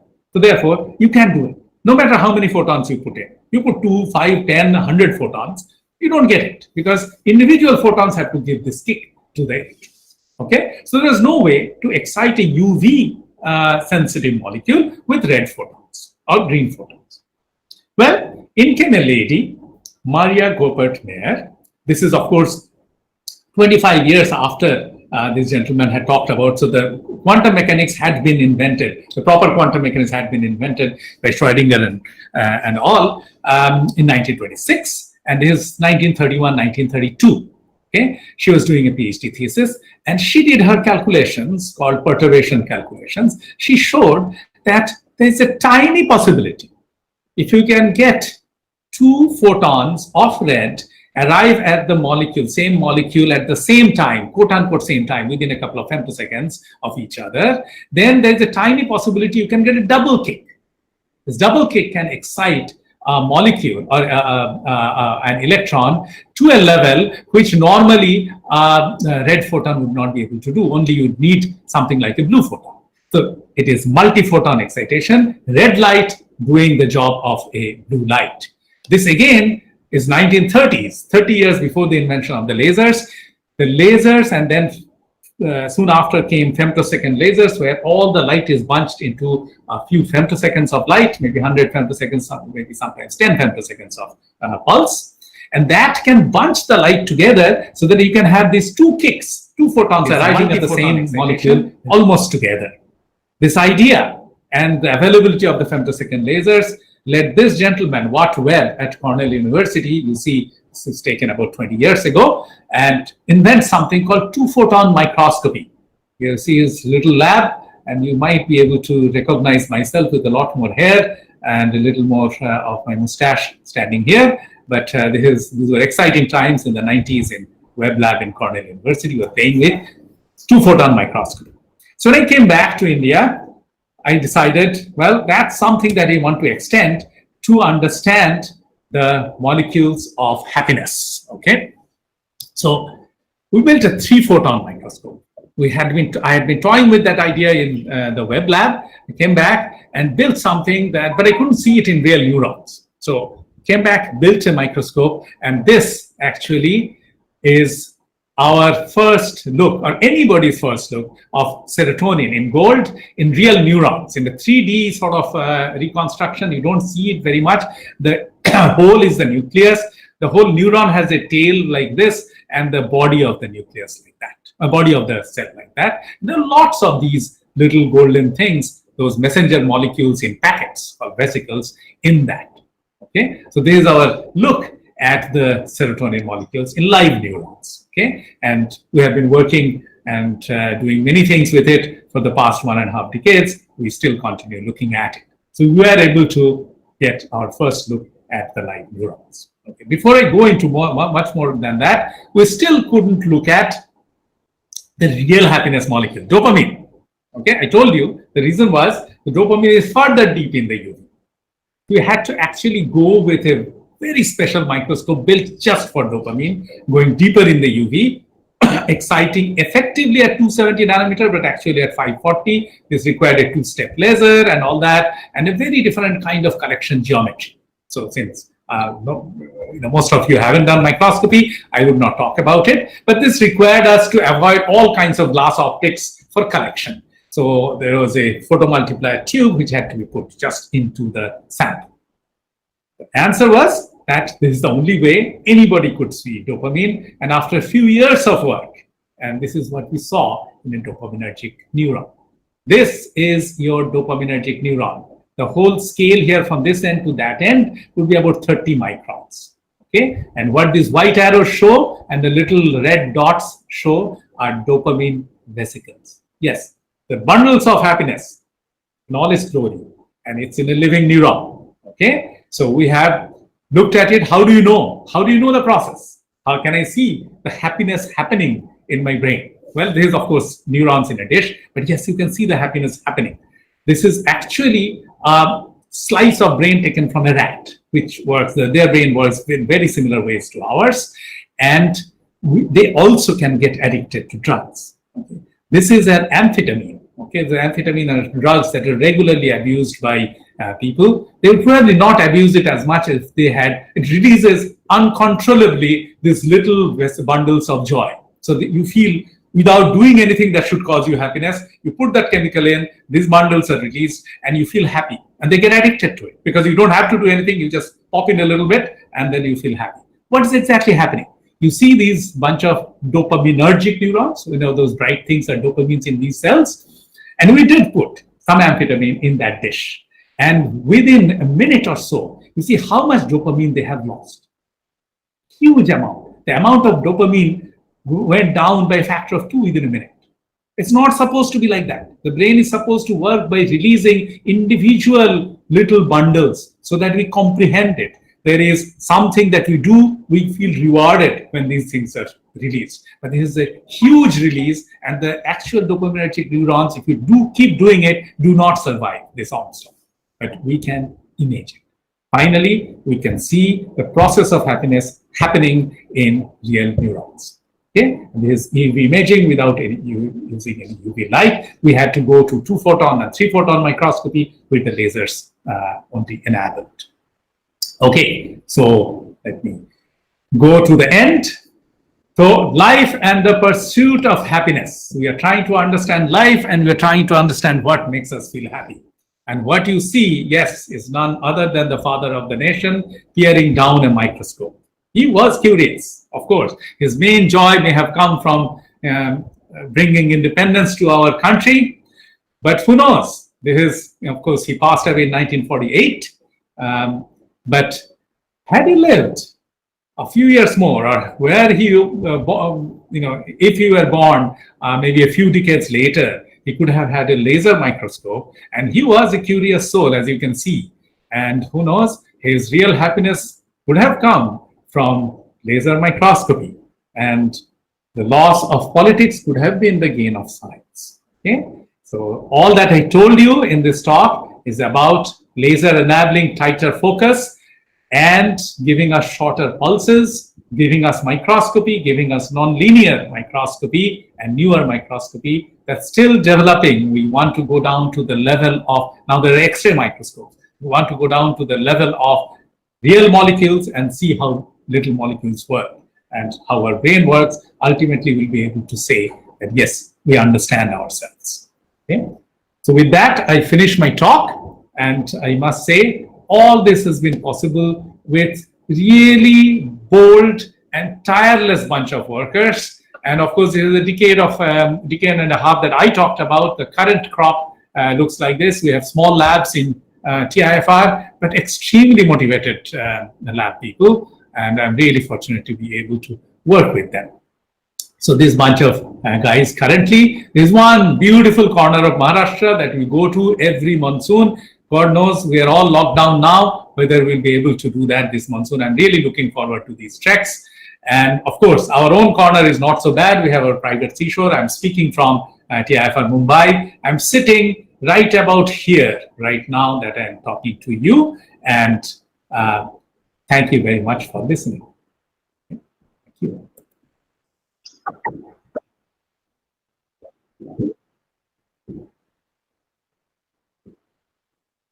Sure.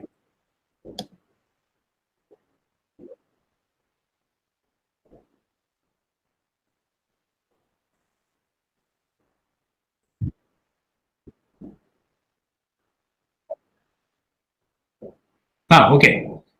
Very good question. No, the answer is really not. The dielectric, there are, dielectric is something that is transparent in that wavelength. Okay, there are dielectric coatings, okay, which make great mirrors.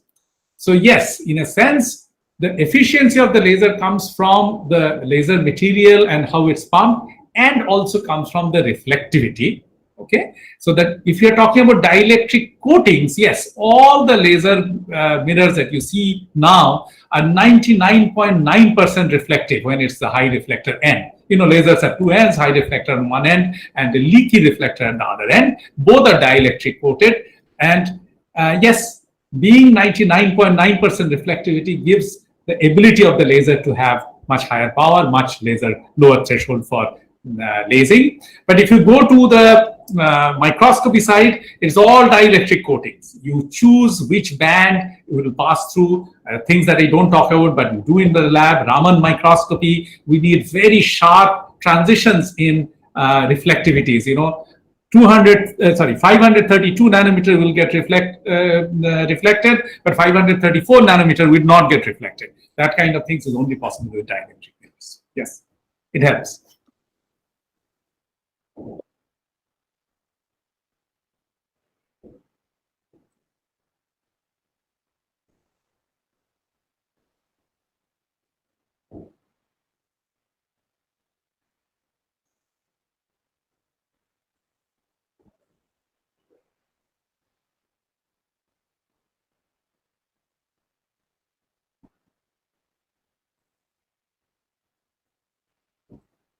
These are images or what? No, these are all real images. Okay, so everything that I showed you is recorded in the later one, the multiphoton microscope, are actual images obtained in my lab, which is one floor below where I'm sitting, and it's all the work of those students that you have seen. Yes, they're real images.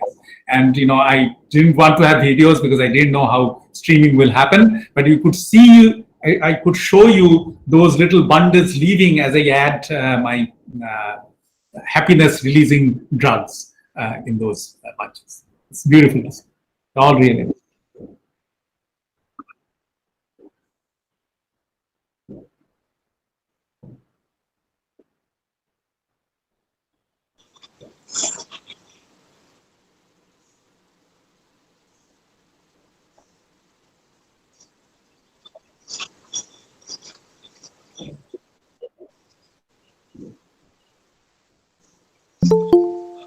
Okay, so messenger molecules are really molecules that carry the message.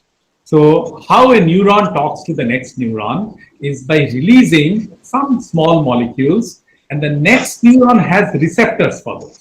It would not actually recognize any other molecule but that molecule. When this molecule, which is released by the first neuron, goes and hits the next neuron's receptor, there is a message that is felt by the other neuron because there is a chemical process that goes on inside that cell.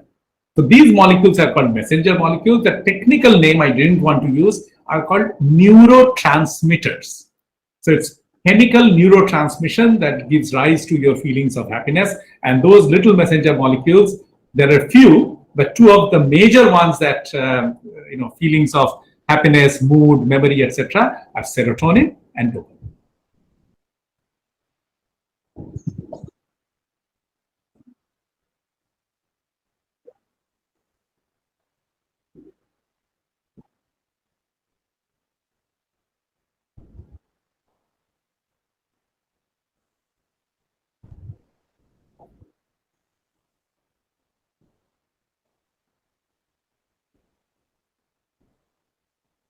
Why is UV light blue in color? That's an oxymoron. I mean, that means it's a contradiction in terms.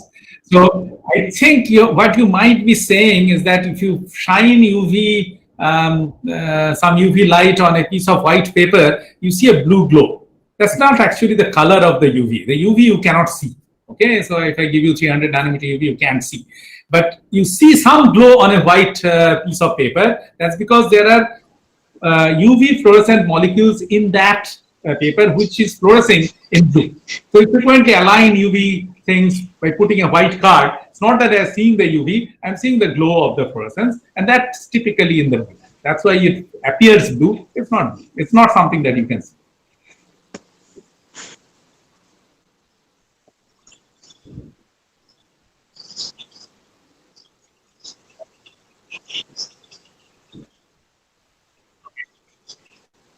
Okay. So basically, see, the energy has to be conserved. A red photon doesn't have enough energy to give rise to the transition that is caused by a blue photon. Okay. So energy has to be conserved, then two photons of red must be able to be there together to give rise to that kick so that the energy is total energy same as the blue photon. So how does it happen? Well, when the photon interacts, even if it's not something that that molecule will absorb, there is a photon atom state. Okay, there is a dephasing that goes on when the photon is not absorbed, it gets scattered. So the dephasing time in visible is of the order of a few femtosecond. So within that femtosecond or so, if you have another photon coming in, then it is possible, while the thing is still doing this so-called Rabi oscillations, you can get a cake and you can go up to the second level. So that's why the photons need to be bunched in time together and also focused together so that the one molecule can get two photons, or in our cases, sometimes three photons at the within the same few femtoseconds. Okay, so that's how the kick happens.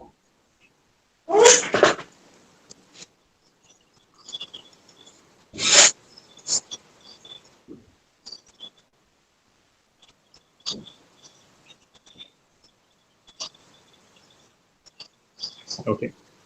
So this goes to nonlinear optics, and somebody, I guess, will talk in this today's seminar about it. So the effect becomes weaker and weaker and weaker.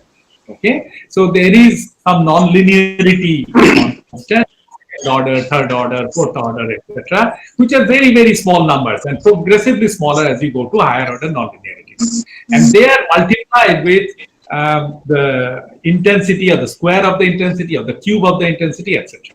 By increasing the intensity, so let's say it's some number, and for two photon it will be square of the intensity. That number may be small, the proportionality constant, but you have very high intensity by focusing light, and in time also.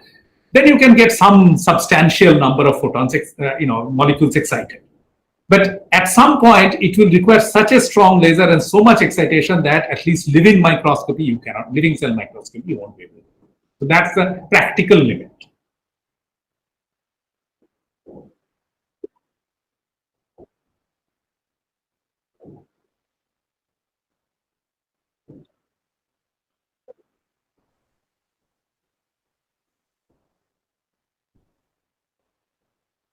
Okay, so you are somebody who knows a little bit about it. Yes, 3-photon microscopy is slow, inherently slow, because it does point-by-point scanning.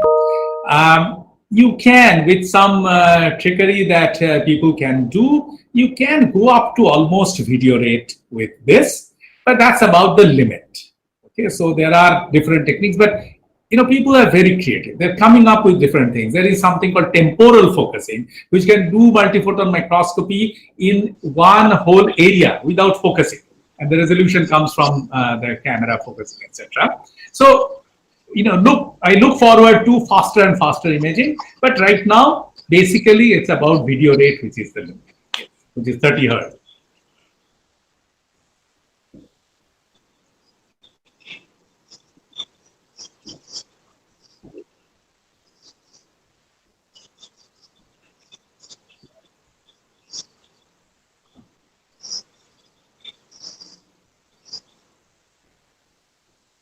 Okay, I do not quite know what you mean, but see, there is no blue laser here. When I do this multiphoton microscopy, there is only a red laser.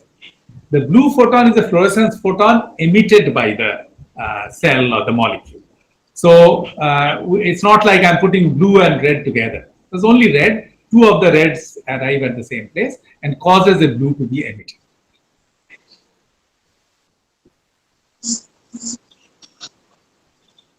Sure.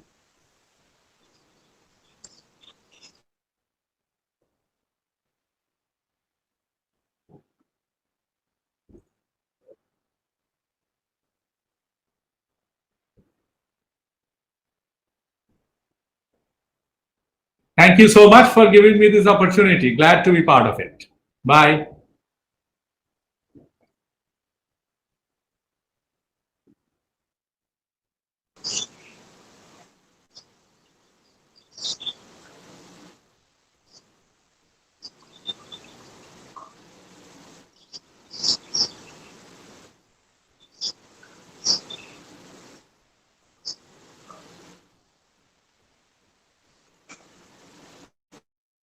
Yeah, thank you, Vasant. So now we have another presentation by Professor Ashok Mahapatra.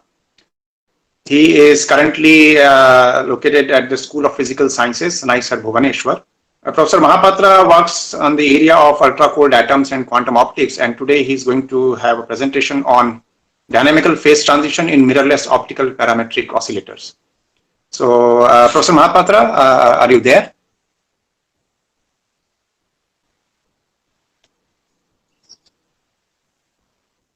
Yeah, I can also see you. So,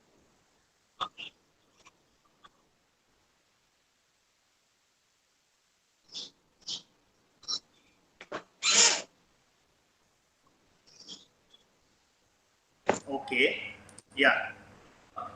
So, am I audible now? Okay, so I'll.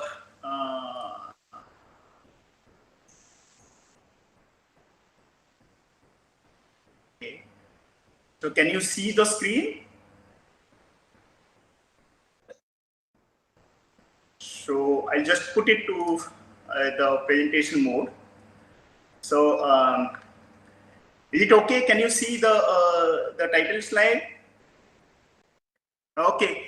Okay. So, first of all, I just would like to thank the organizer to be part of this virtual conference. In fact, I like this idea of having a conference with online, actually, with still maintaining the social distancing. We can have the scientific discussion. So thanks to the organizer, and also thanks to Professor Barua for chairing the session, giving me this opportunity to talk about this interesting system.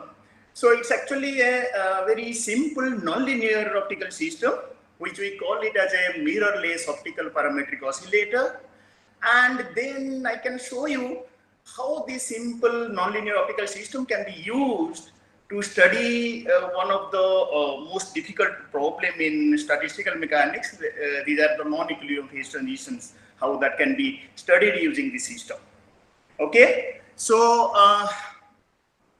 I guess most of the audiences are the undergraduate student, and I'll try my best to keep this talk at that level. Okay, I hope I'll make it simple so that they will follow it. Okay, so before going into the details of the talk, first I should thank to the people who have contributed to this work. So this is my group at NISER Bhubaneswar, and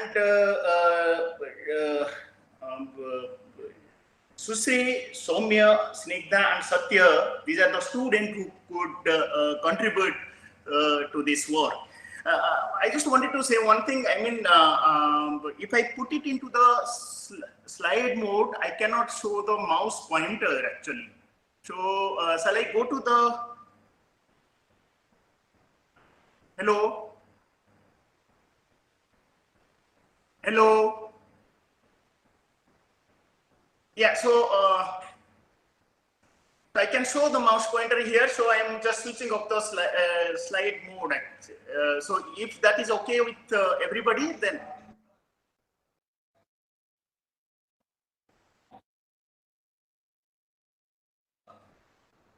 No, somehow it is not. No, I don't see in my Mac. Actually, I don't see the mouse pointer, so I cannot show. So yeah. So is that okay if I put it like this? Then I can show the mouse pointer. Then you can actually see it. Okay. Okay. So there is a brief outline. I have put it here in the talk. So first I'll introduce what is this mirrorless optical parametric oscillator. In short, we call it as a MOPO, M-O-P-O. Then how do we observe it? Then I'll introduce a concept, one of the interesting concepts in optics. It's called the optical bistability, which we have observed in MOPO. I'll introduce this concept. Then how it is related to the dynamical phase transition. I'll discuss about this and what are the outlook of such a system. I mean, we can do further. Okay. So to explain about this MOPO, I start with the laser, the system which you know. Okay. So if for a laser, what do you need? You need a gain medium, which you have to put some energy. You have to pump the system either using some electric discharge or a pump laser or something. So you have to pump energy to a gain medium to create a population inversion. Okay. Population inversion means you have to have more the population in the excited state than the ground state. So that is necessary to get the laser, and then you put a cavity which provides the feedback.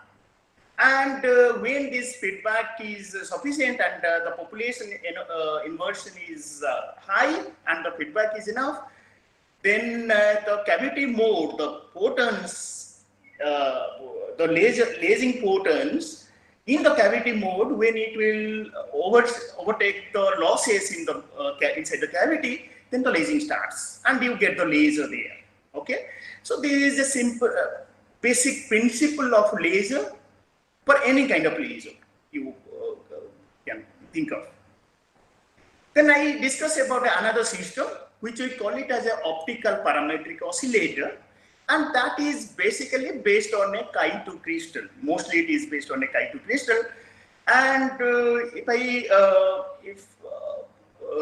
just to tell you what is Chi2, it is the second order electric susceptibility of the medium.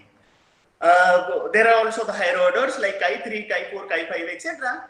But the lowest nonlinear susceptibility is the Chi2, and normally it is observed in a crystal which breaks the centrosymmetric symmetry. Okay, so in a Chi2 crystal, so I have given you as an example here. A Chi2 process, the example is given here. Suppose you have a medium with a ground state G and an excited state E, and you put a pump photon at, let's say, which is working at frequency omega p, then this pump photon will take the atoms or the molecules in the medium from the ground state to a virtual state here, which I have drawn as a dotted line, which is close to the excited state, and immediately they can emit two photons, let's say omega s, which we call it as a signal photon, and omega I, which is called as an idler photon. And you know, the atom or the molecules in the medium, they have gone from the ground state via this photon emitting this omega s, omega I, comes back to the same state without losing any phase information and nothing. So if you see that, then the whole process you can think of, or you can think of the energy and momentum conservation for the whole process just by the photons only. Okay, you can just omit the medium and you can think of the energy momentum conservation with the photons only. And in this case, you can see that my omega p should be equal to omega s plus omega I, and the momentum conservation will give you the directions of these photons. Okay. So now going back to this optical parametric oscillator, then in most of the cases what you get is these omega s, omega I and omega p are co-propagating, where this momentum and energy conservation can be satisfied. You can have most of the medium you can have such that in a co-propagating configuration, basically both the conditions will be satisfied and this process can occur. And normally it is very simple, small, and to enhance this process, then we have to put a cavity which again introduces a feedback. Yes, yeah.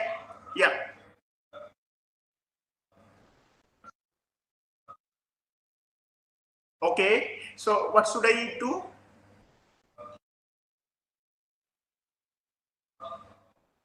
Yes. Okay, I can go to the PowerPoint mode. Only thing though, I don't have a pointer there. That's the only issue. Okay, let me try to increase the screen if, yes, I can do that actually. Is that okay? Yes, sir, it's okay. Is it better now? Yes, sir. Yes, sir. Okay. Okay. So, okay, so it is co-propagating, and then we need a cavity to introduce the feedback, and that feedback enhances the process, generating huge amount of omega s and omega I. In fact, this is called a optical parametric oscillator, and in fact, this is used to build many lasers in with frequencies which are typically not accessible with the conventional technique. Okay. Okay, so this is about the optical parametric oscillator. Now coming back to this mirrorless optical parametric oscillator, here we don't need a cavity. So this feedback is there, internally it is present there just because of the configuration.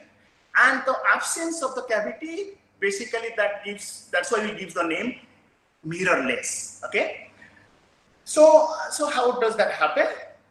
It normally happens if you can have a medium where the energy and momentum conservation for the process can occur for the idler and signal beam to propagate, counter propagating to each other. So to repeat it, let's say you can find a medium where the momentum conservation will be satisfied if the signal photons and the idler photons, they will counter propagate to each other instead of co-propagating. Now, if they are counter propagating, then there is an internal feedback which will take care of, which will be similar to like you have a cavity there. Okay. So this will essentially generate the efficiency of this process. I mean, in this configuration, it is actually is quite large and it can generate a lot of light. Of course, if you ask me why that happens, no, physically I don't understand this one so well. But when we just look at this system and try to solve the nonlinear wave equations, wave equations, then the solutions for this signal beam and the idler beam, we get it like this, what I have shown it here. Okay, here your G naught is basically something related to the chi2 multiplied with some laser parameter, the wave vectors and so on. It is essentially related to chi2, and also we assume here your pump field is non-depleting, so that is taken as a constant EP. And then with the solution, if you look at the solution, you see that if I take G naught times L, where L is the length of the cavity, if it is equal to pi, then the solutions, ES and EI, they diverges at the boundaries, even if on the other side of the boundaries it is 0. For example, your ESL could be infinity, whereas ES0 at this boundary could be 0. And similarly, your EI at 0 is infinity, where EIL is 0. So what does it mean? Even if you don't have any photons of ES and EL, you don't put any photon in the beginning, then still you can generate some light just because of the configuration, because the solution is diverging, so you generate this light. So you know, if you can have such a system and put a pump field, then you don't have to put either the signal or the idler, you spontaneously generate them from the noise. And this happens even if you don't have a cavity. And this is why we call it as a mirrorless optical parametric oscillator, or the MOPO. Okay, and this is something which was first proposed by Harris in 1966 for a chi2 crystal. And then people have explored these processes in different systems, and we are working with a chi3 medium. Okay, of course, I just explained you using a chi2 medium, but our system is based on a chi3 medium. So Chi3 is the third order nonlinear susceptibility, electric susceptibility of the medium, which involves 4 photons. In Chi2 medium, of course, it involves with 3 photons. Here it involves 4 photons. And the typical process, what we call it as a 4-way mixing. Okay. So the system I have shown it here. It is the medium is basically rubidium vapor. Rubidium, it's a alkali atom with 1 electron in the. It has only 1 valence electron. It's like a hydrogen-like atom. And you know the rubidium has 2 ground states, 2 hyperfine ground state.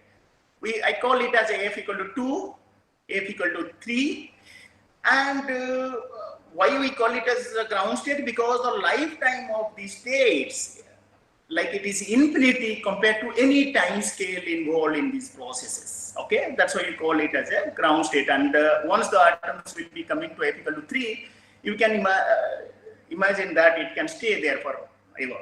Okay.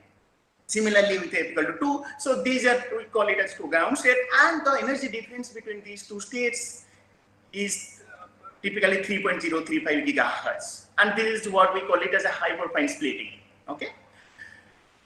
So here what we do is we can put a pump laser which is coupling this state transition F equal to 2 to the excited state 5p3/2 with some detuning delta p here. And we put a control field which is coupling the transition F equal to 3 to the excited state 5p3/2 with a detuning delta c here. And this is a pump field omega p, this control field omega c, they are counter propagating to each other. Okay, they are counter propagating to each other. And then again you can, like Chi2 processes I explained, here also you can write down the nonlinear equations, wave equations, and you can show that the solutions for this omega s and omega a, which will be generated, they will also diverge at the boundaries. Okay, and if you look at the system, they will diverge, and of course then you can see that since the solutions are diverging, then we can generate these lines from the noise. We don't have to put this omega s and omega a. Okay. Now you can see, of course, it is also a parametric process where you can think of the atoms. You start with F equal to 2. It can take a photon of omega p, can emit a photon omega s, and again it can absorb a photon omega c and come back to the same state of F equal to 2 by emitting a photon at omega a. So basically it starts from F equal to 2 by absorption and emission of these 4 photons, it comes back to the same state. And you can think of also for the atom present in F equal to 3, you can see that it can absorb omega c, emit omega a, absorb omega p, and again can emit omega s to come back to the same state. And then again you can think of the energy momentum conservations can be satisfied solely by taking the photons into account, where you can see that this omega p plus omega c should be equal to omega s plus omega a. Okay, and similarly the momentum conservation, which would be kp plus kc, should be equal to ks and ka. So this will tell you what would be the directions of the photons. And in this configuration, we can see easily that the omega s, which will co-propagate with omega p, and your omega a, it will co-propagate with omega c. And another feature what we will see is like the omega s, the energy, the frequency difference between omega p and omega s will be exactly this hyperfine splitting, 3.035 gigahertz. Similarly, the energy difference between omega a and omega c will be same hyperfine splitting, around 3.035 gigahertz. Okay, and you know, these are the typical terminology people use here. These are called the Raman processes. We call it this omega s as the Stokes bin and omega a as a anti-Stokes bin, and these are the typical they called as the Raman processes and the Raman bins. Okay, so this is the system. And with this system, people have previously, a lot of experiment people have done, and they have observed this one. And in our laboratory, how do we observe this? Okay, so the experimental setup is pretty simple. We just have a vapor cell, which we heat it to like above 100 degrees centigrade to get a density of 10 to the power 13 per centimeter cube. And that is needed to get this density, and we observe these effects at this density.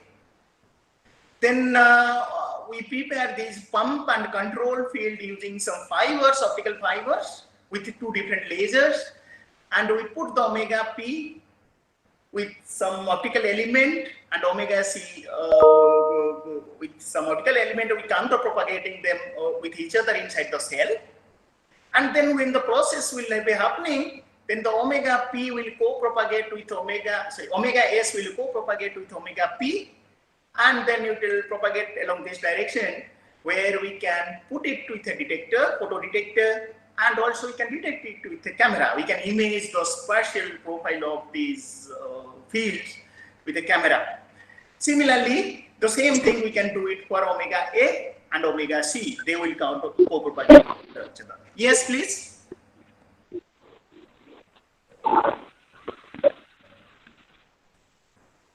Any question? Okay. Okay, so here I have shown you this energy level, like the typical absorption profile of rubidium, and you know rubidium has 2 isotopes. One is rubidium 85, other one is a rubidium 87. There are 2 isotopes, and for rubidium 85, this transition, this big one and this one, these 2 transitions, they corresponding to the transitions from these 2 hyperspine state, F equal to 2 to F equal to 2 and F equal to 3 to the excited state. Similarly, for rubidium 87, this and this transition, this absorption profile are the transitions for rubidium 87 from their ground states. And we put the pump field at this point. This is the frequency of the pump field. We set the control field frequency is being set here. And what we have observed, the Stokes and anti-Stokes beam are generated at these frequencies. And if you look at it, if you calculate, actually they satisfy the energy conservation. The omega P plus omega C equal to omega A plus omega S. Okay. And another thing is like, you know, these frequencies, omega P will be highly correlated with omega S, because the energy difference between them would be just a hyperfine splitting, and it will be highly correlated. So since the frequencies are highly correlated, they will interfere with each other, giving me a bit signal at this frequency at 3.035 gigahertz, which we should be able to observe if we put a fast photo detector, which can respond at this frequency. Okay, so this is the typical experiment, and this is what let's say we observe. So what we do is, like, let's say we increase the pump power. Suppose if we increase the pump power, no Stokes is generated initially, and suddenly we see that there is a huge generation of Stokes power. Okay, there will be a huge generation of Stokes power, and this is what we call it as a threshold. Okay, threshold for the MOPO is like the lasing starts here. Like a laser, there is a threshold. Similarly, here the MOPO, we get a threshold. This is somewhere here we get it. Okay, and then if you further increase the pump power, then you see that the Stokes is increasing. The Stokes power is increasing, and then after some time it reduces. Okay, and this part, of course, there is a lot of complicated thing happening, which I don't want to speak here. If you wish, we can discuss it later. But if you look at this regime here, we try to probe the system because we try to probe the system more, and what we observe is like the correlation, the frequency correlation between the Stokes and the anti-Stokes is really you get a single mode. The Stokes and the anti-Stokes beam, they are highly correlated, and you get a very single mode, and the bit signal gives you somewhere near to this 3.035 gigahertz. And if you look at this signal, the width is roughly or less than 20 kilohertz. Okay. So that gives us that they are highly correlated, and also we look at the image of the Stokes beam, and we saw that it's a very nice Gaussian beam we observe here. Okay. So after these observations, then of course we further studied. The first study was to see what are the special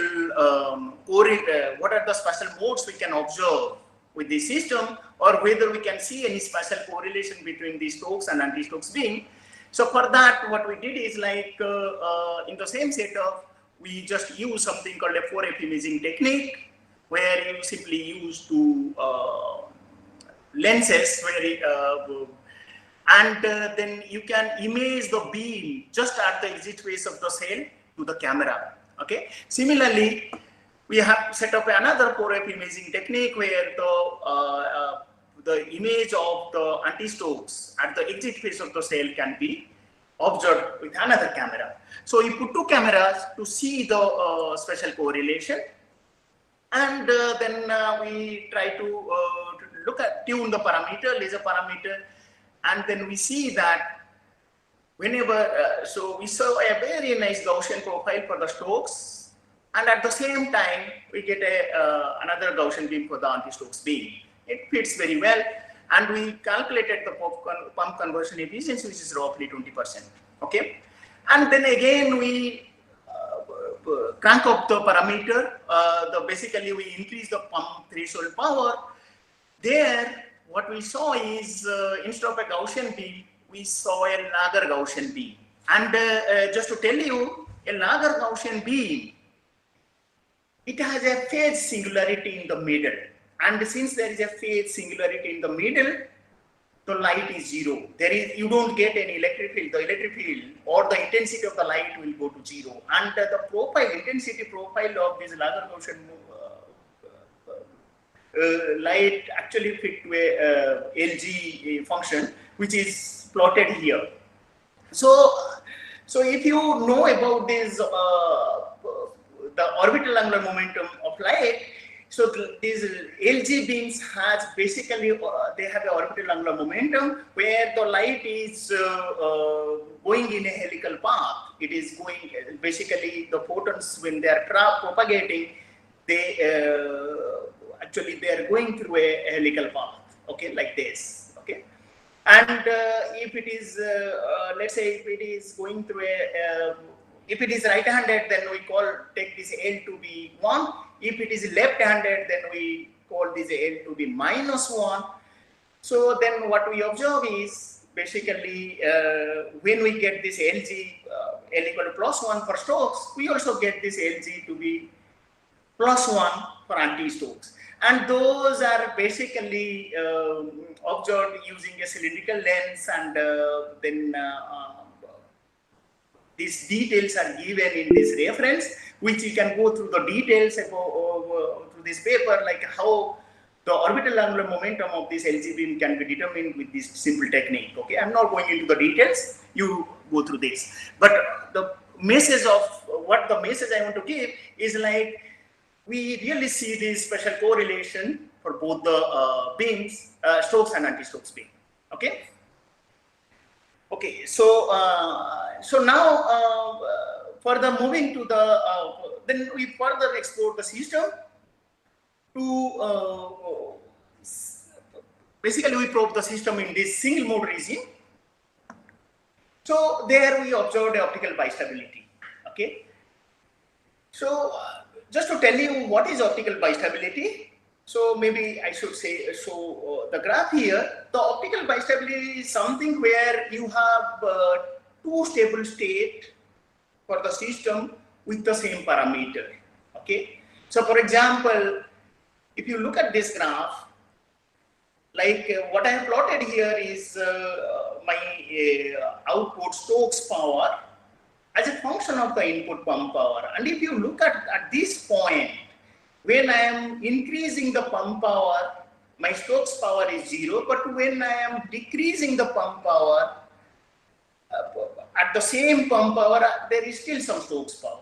Okay, so if you see, there are two stable states for the same parameter for the same system, and this is what we call it as a optical bistability. And normally, typically, this optical bistability is observed with if you have a cavity and you put a medium, where a saturable medium, basically where you have the nonlinear refractive index, all the nonlinear absorptions are negligible, then you can observe such effects. And the similar thing we observe here. So to basically to observe such a thing, we have this experimental setup. It is again pretty simple.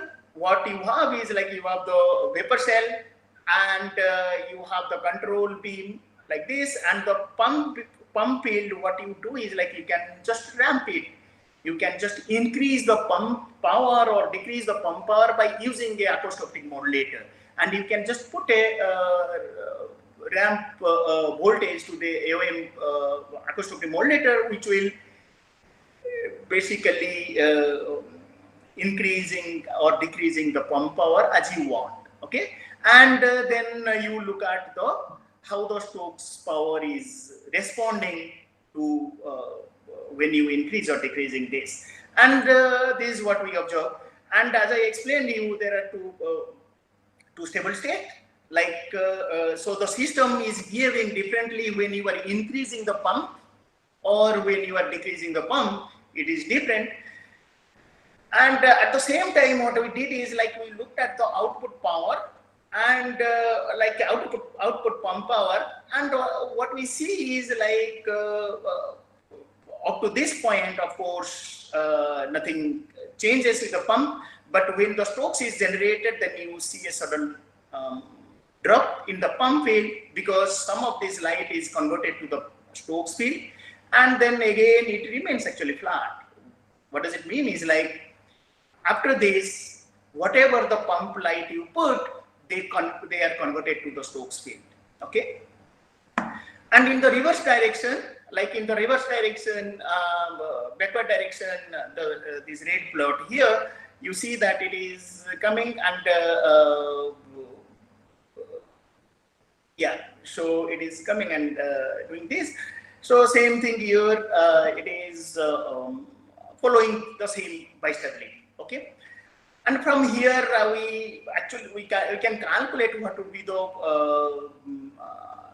pump conversion efficiency, which we defined a parameter eta as the conversion efficiency, which we can say that this would be something like 1 minus the output pump power, the threshold pump power divided by, sorry, the output pump power divided by the threshold pump power. Okay, and then of course you can calculate, and we saw that the efficiency is quite high. It's actually 65%. Okay, now the thing is that with such system, why we observe optical bistability in this system? What's the reason for having a optical bistability in such a system? So to understand, so we probe, we did a lot of things, and then we realized actually it is the ground state coherence which is playing a role. Okay, which is playing a role. So what does it mean? What do you mean by the ground state coherence? So let me just explain to you. Suppose if you increase the pump power here, when you increase up to this point, my black curve here, up to this point, there is no Stokes generated. Since the no Stokes beam is generated, then you cannot introduce any coherence between the ground state of the atom. So if I follow the black curve up to this, there is no ground state coherence. or these are also called as the spin waves. Okay, so this ground state coherence is 0 here. But once the Stokes beam is generated, so then this omega, the pump and the presence of the Stokes will introduce a coherence here. And this coherence is non-zero here. And you know, these ground state coherence or the spin waves, their lifetime is finite. Basically, as long as they are inside the beam, they don't dissipate. So it is not instantaneous. It's like if I switch off the omega P or omega C, either of the beams, suppose if I switch off, they don't dissipate immediately. They stay there for some time. Okay. So there is a memory effect present here because of the finite lifetime of this ground state coherence in the beam. So when the Stokes is generated, I generate this ground state coherence. So when I move it in the reverse direction, the finite lifetime of this ground state coherence helps the system to generate the light. It doesn't switch off immediately. The presence of this ground state coherence basically helps it to further generate the light, and then after some time they basically the generation stops. Yes. So yeah, Professor Mahapatra, sorry to interrupt you. If you just please wind up as early as possible. Yes. I'll take a few minutes, a couple of minutes. Okay. Please. Yeah. So to prove this, like this ground state coherence is the origin for or the responsible for this observed bistability, what we did is basically we switch on the light at this point. This is what we call it as A. Let's say we switch on the light, so there will be Stokes generation, and then suddenly switch off to this point. That's the point we call it as B. You suddenly switch off to this point, and since we are in the reverse direction, then we'll have still the Stokes generation. And at this point, what you do is like you switch off completely. You switch off completely and let it be off for some time. So that we call it as delta T. We let it be off for some time and again switch on at this point and again switch on to the point A. So then what we did is like when we switch off and we switch on, we want to see whether we can generate the light. And if these ground state coherence, like the spin waves, they survive for some time, they need to depend on this delta T. If I increase delta T, then at some point, this generation will stop.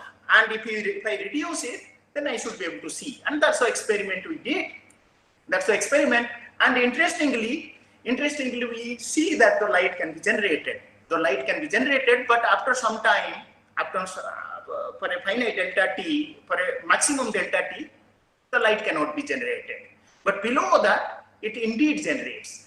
So that is the evidence for why, evidence that this rho 1, 2, the spin waves are responsible for bistability. And to further prove it, what we did it, like we studied it as a pump beam waste, like the pump beam size we changed, we varied. And we indeed saw that if we increase the pump beam waste, this delta T or the what we call it as the coherence time of these spin waves that increases. And it depends on the transit time of these spin waves through the beam. It should actually depend on the size of the beam, and it should depend linearly on the size of the beam which we observed. Okay, so to study this, so here we say that this optical bistability always it is associated with a fast order phase transition, and we say that yes, this is a fast order phase transition where my ground state coherence is a order parameter, and normally typically these in this system this is a dynamical phase transition. It's a non-equilibrium system. There is a dynamical phase transition means if you look at the system, actually if you go to the threshold, it always the response of the system it diverges, and we would like to probe how does it diverge. The response time of the system is diverging. So for that, what we did is like we put the pump field, let's say at this point, at this point, and let's say we switch on it suddenly. If we switch on, then after how long time the Stokes beam is generated? So that tau is basically we measure the time difference between the generation of the Stokes beam with the generation switching on time of this guy. We try to measure, and then we keep changing these pump power, and we try to measure it close to this threshold point. And you know, as then we can show that it's indeed it is diverging. If you see, this is actually a log-log plot. It's a log p minus pc over log tau. So if you go towards the threshold, you see that it is diverging. The response time is diverging, and from that you can actually plot it as a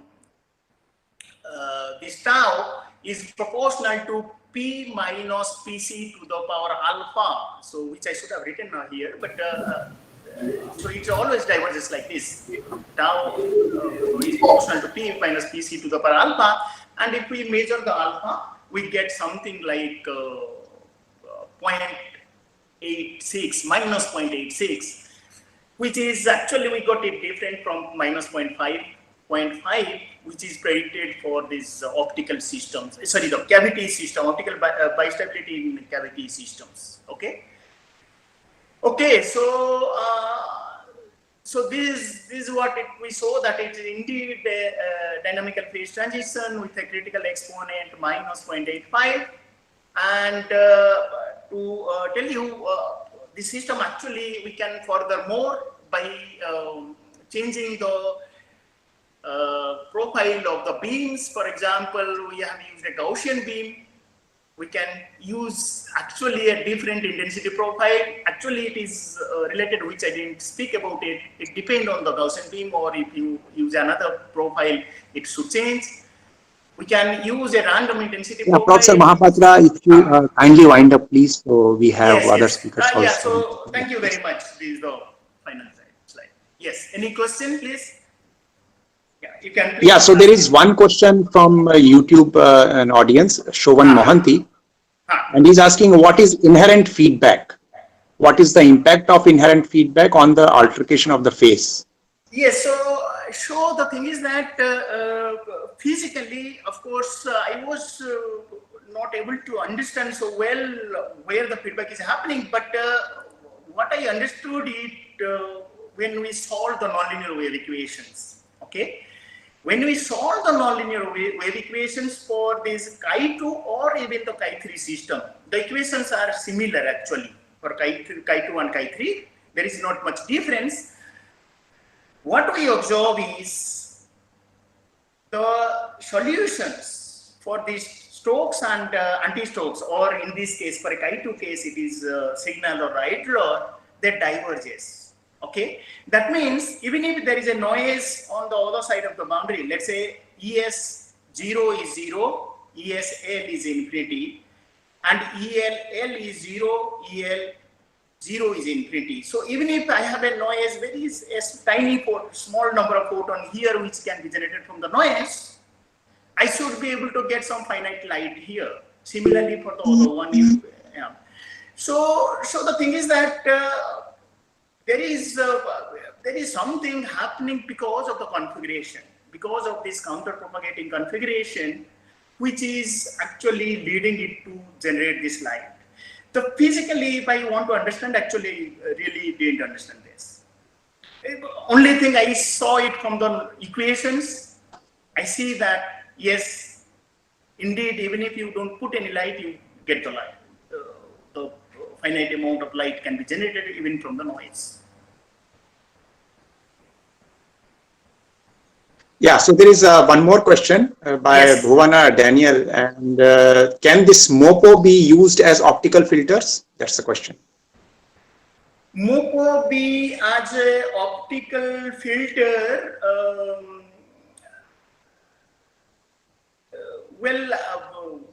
First of all, we have to understand what you mean by optical filter.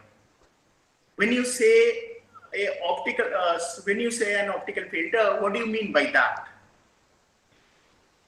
So if I understand optical filter, it's I can think of it's like a monochromator where you have like you have a broad spectrum of light and you can filter just one, I mean a single frequency. Like a cavity, you put a broad spectrum of light and then you can transmit only a single mode which will be supported by the cavity. Is that the optical filter you mean, or what is the optical filter you mean? Then only I will be able to answer this question. So this is with regard to MOPO actually. So okay, yeah. So the thing is that if you see, it's like everything. What I am doing is putting the single mode light and generate the single mode light only. So then the filter, there is no filter as such here. Yeah.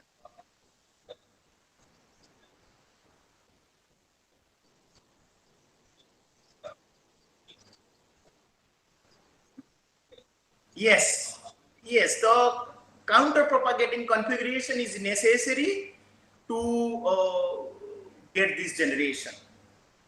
yeah. Yes, both have to occur at the same time.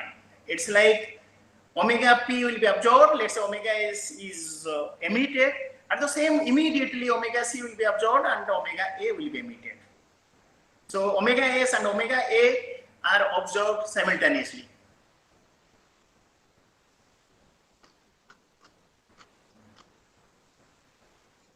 Yeah, so yeah, I think thank you very much, Professor Mahapatra, for a nice presentation. And now I request Professor Barua to take over, please. Thank you. Yeah. So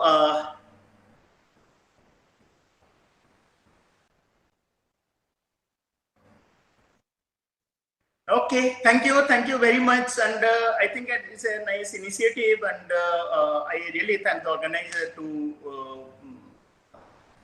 allow me to be part of it. And now I stop sharing the screen, and yeah, thank you.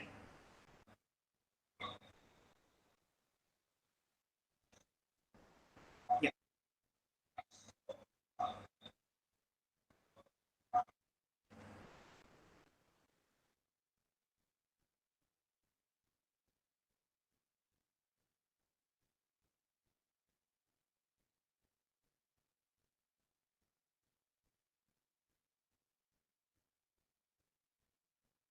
Yes, I'm here.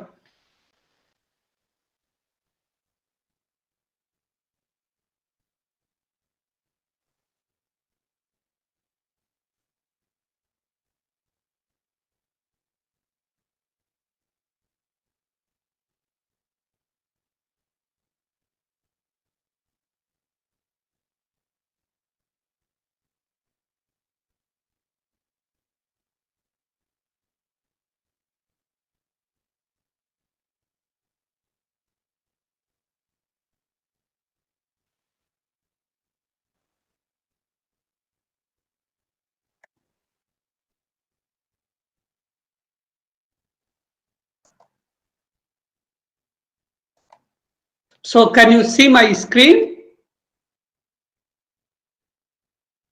Hello?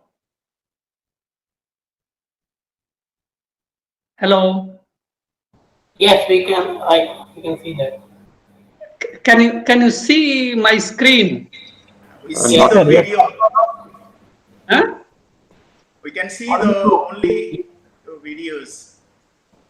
Oh, so how to share this screen? Okay, just a minute.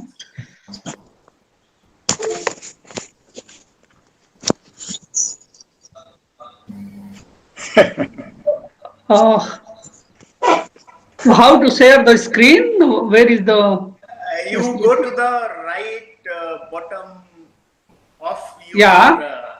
Present your entire screen, right? A yes, window. Yes. Which one? You put the window entire screen, right? Yeah, I'm doing that.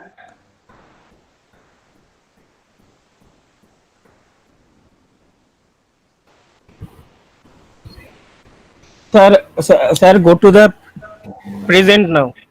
Huh?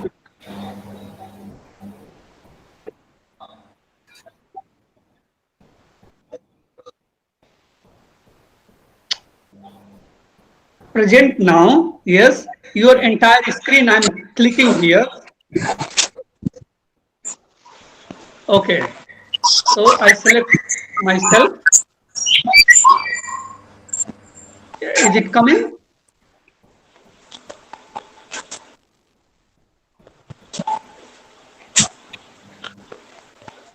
Coffee ஸ்கூல்ல நல்ல வேலையை side வச்சே எழுதுவாங்க ஸ்கூல்ல காட்சி ஸ்கூல்ல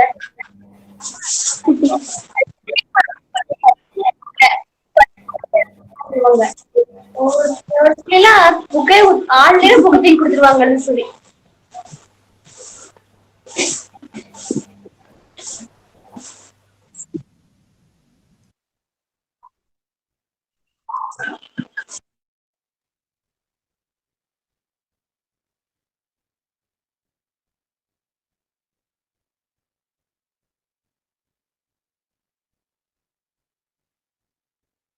Yeah, I'm clicking on that.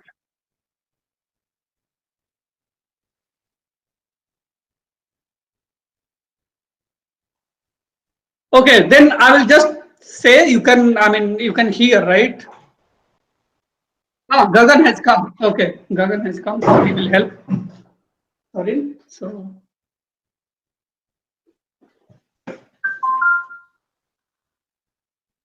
Yeah, yeah.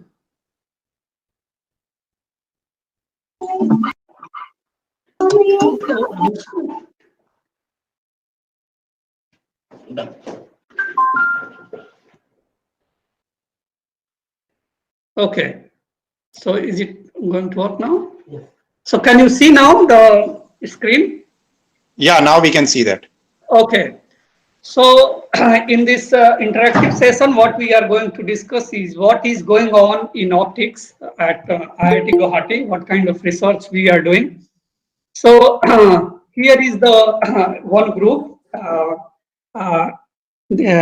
and this is the probably oldest group, Professor Alika Khare and Professor Aswani Kumar Sharma.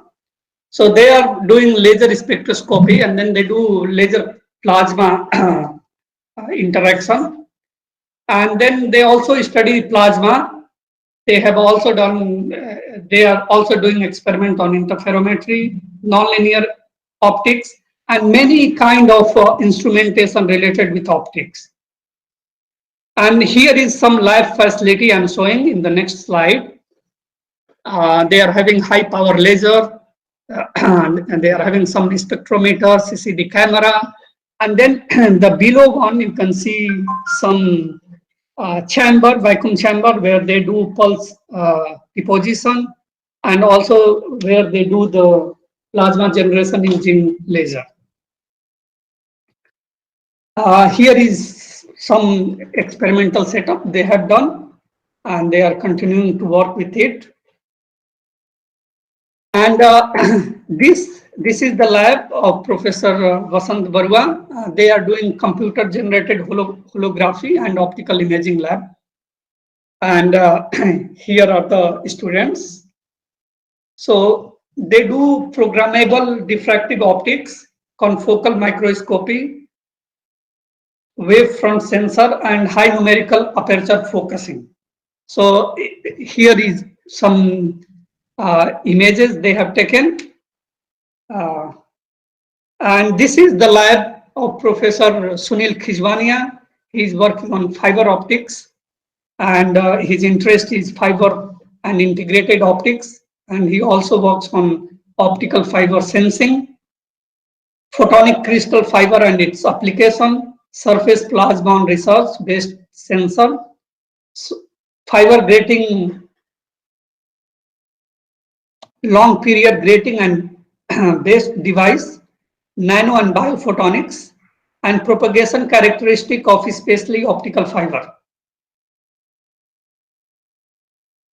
Here is some lab setup he is having, and this is basically for the optical based sensor, optical fiber based sensor. We are having two theoretical group.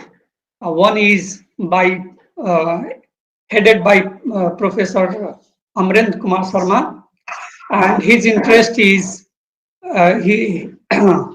quantum optomechanics, optical soliton, and modulation in stability. Parity time symmetry optics, adiabatic passage method in optics, nonlinear dynamics in nano and optical system, and plasmonics. For plasmonic, he collaborate with experimentalist Dr. Gagan Kumar. We have another theorist, Dr. Professor Tarak Nande. He works on diffraction management, high efficient coherent Raman and sub-Raman generation, coherent control of slow light through an ultra-cold atom molecule, quantum many-body physics with strongly interacting Rydberg atoms.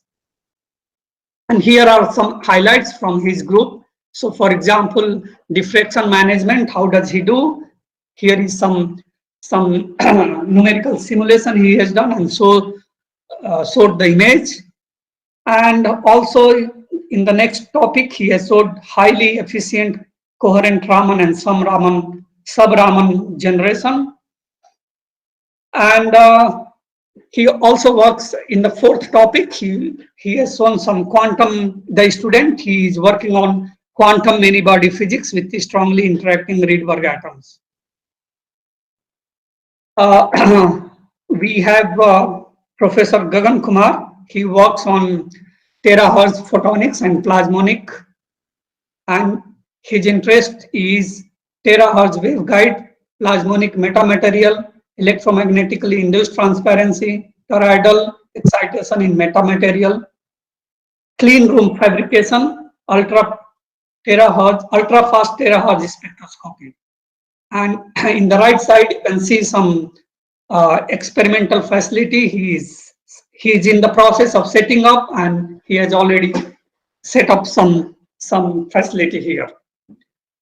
And he is having 4 PhD students right now: Rakesh Sarkar, Dhriti, Angana, and Bhairav.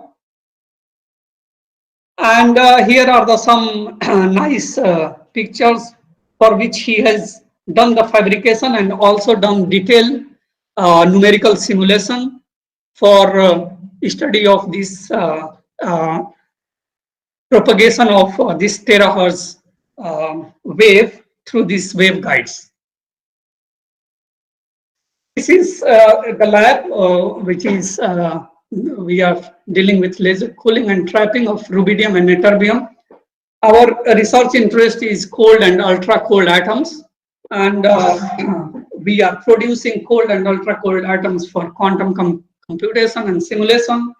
We are also, these are the very long term goals, but we are also interested in short term, relatively short term goals, developing, for example, quantum sensor using electromagnetically induced transparency.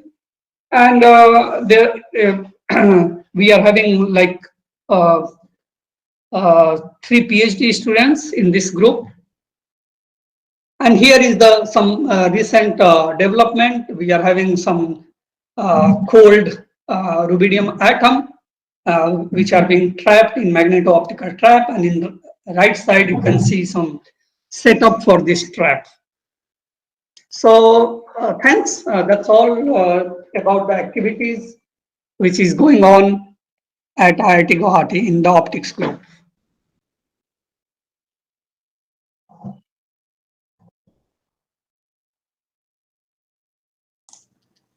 We are not having much time now, so we only 5 minutes remaining. So probably we are not going to have the interactive session now.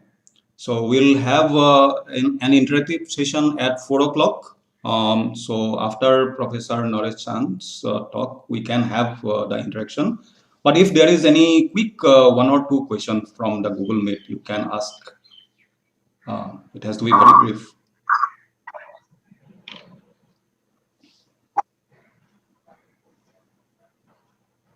So otherwise, we'll move to the next talk.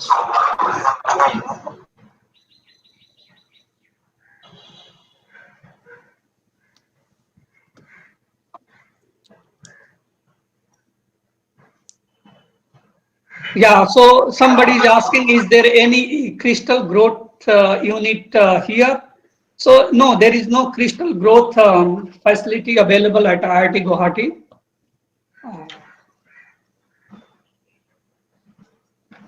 Yeah, but this is, probably we should be thinking about it.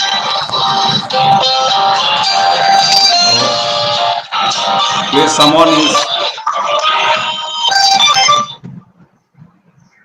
All the participants who are not asking question, kindly keep your mic off. Okay, so we'll move to the next talk, and we'll have actually a very interactive session at 4 o'clock. So all the participants, please take part in the interactive session. So right now, we do not have time to take up any questions. So we'll move to the next talk. Professor Martin Booth, I think he has already joined. So Martin, can you hear me? Yes, I can hear you. Can you hear me? Yeah, sure. Yeah. Good. So please share your screen. Yes, so we can see you. You can probably, yeah. So in the meantime, let me introduce Professor Martin Booth. He is a professor in engineering science at Oxford University. He is also the editor-in-chief of Optics Communication, the Elsevier journal. He has done his PhD from Oxford University, and presently he is heading the Dynamics Optics and Photonics group.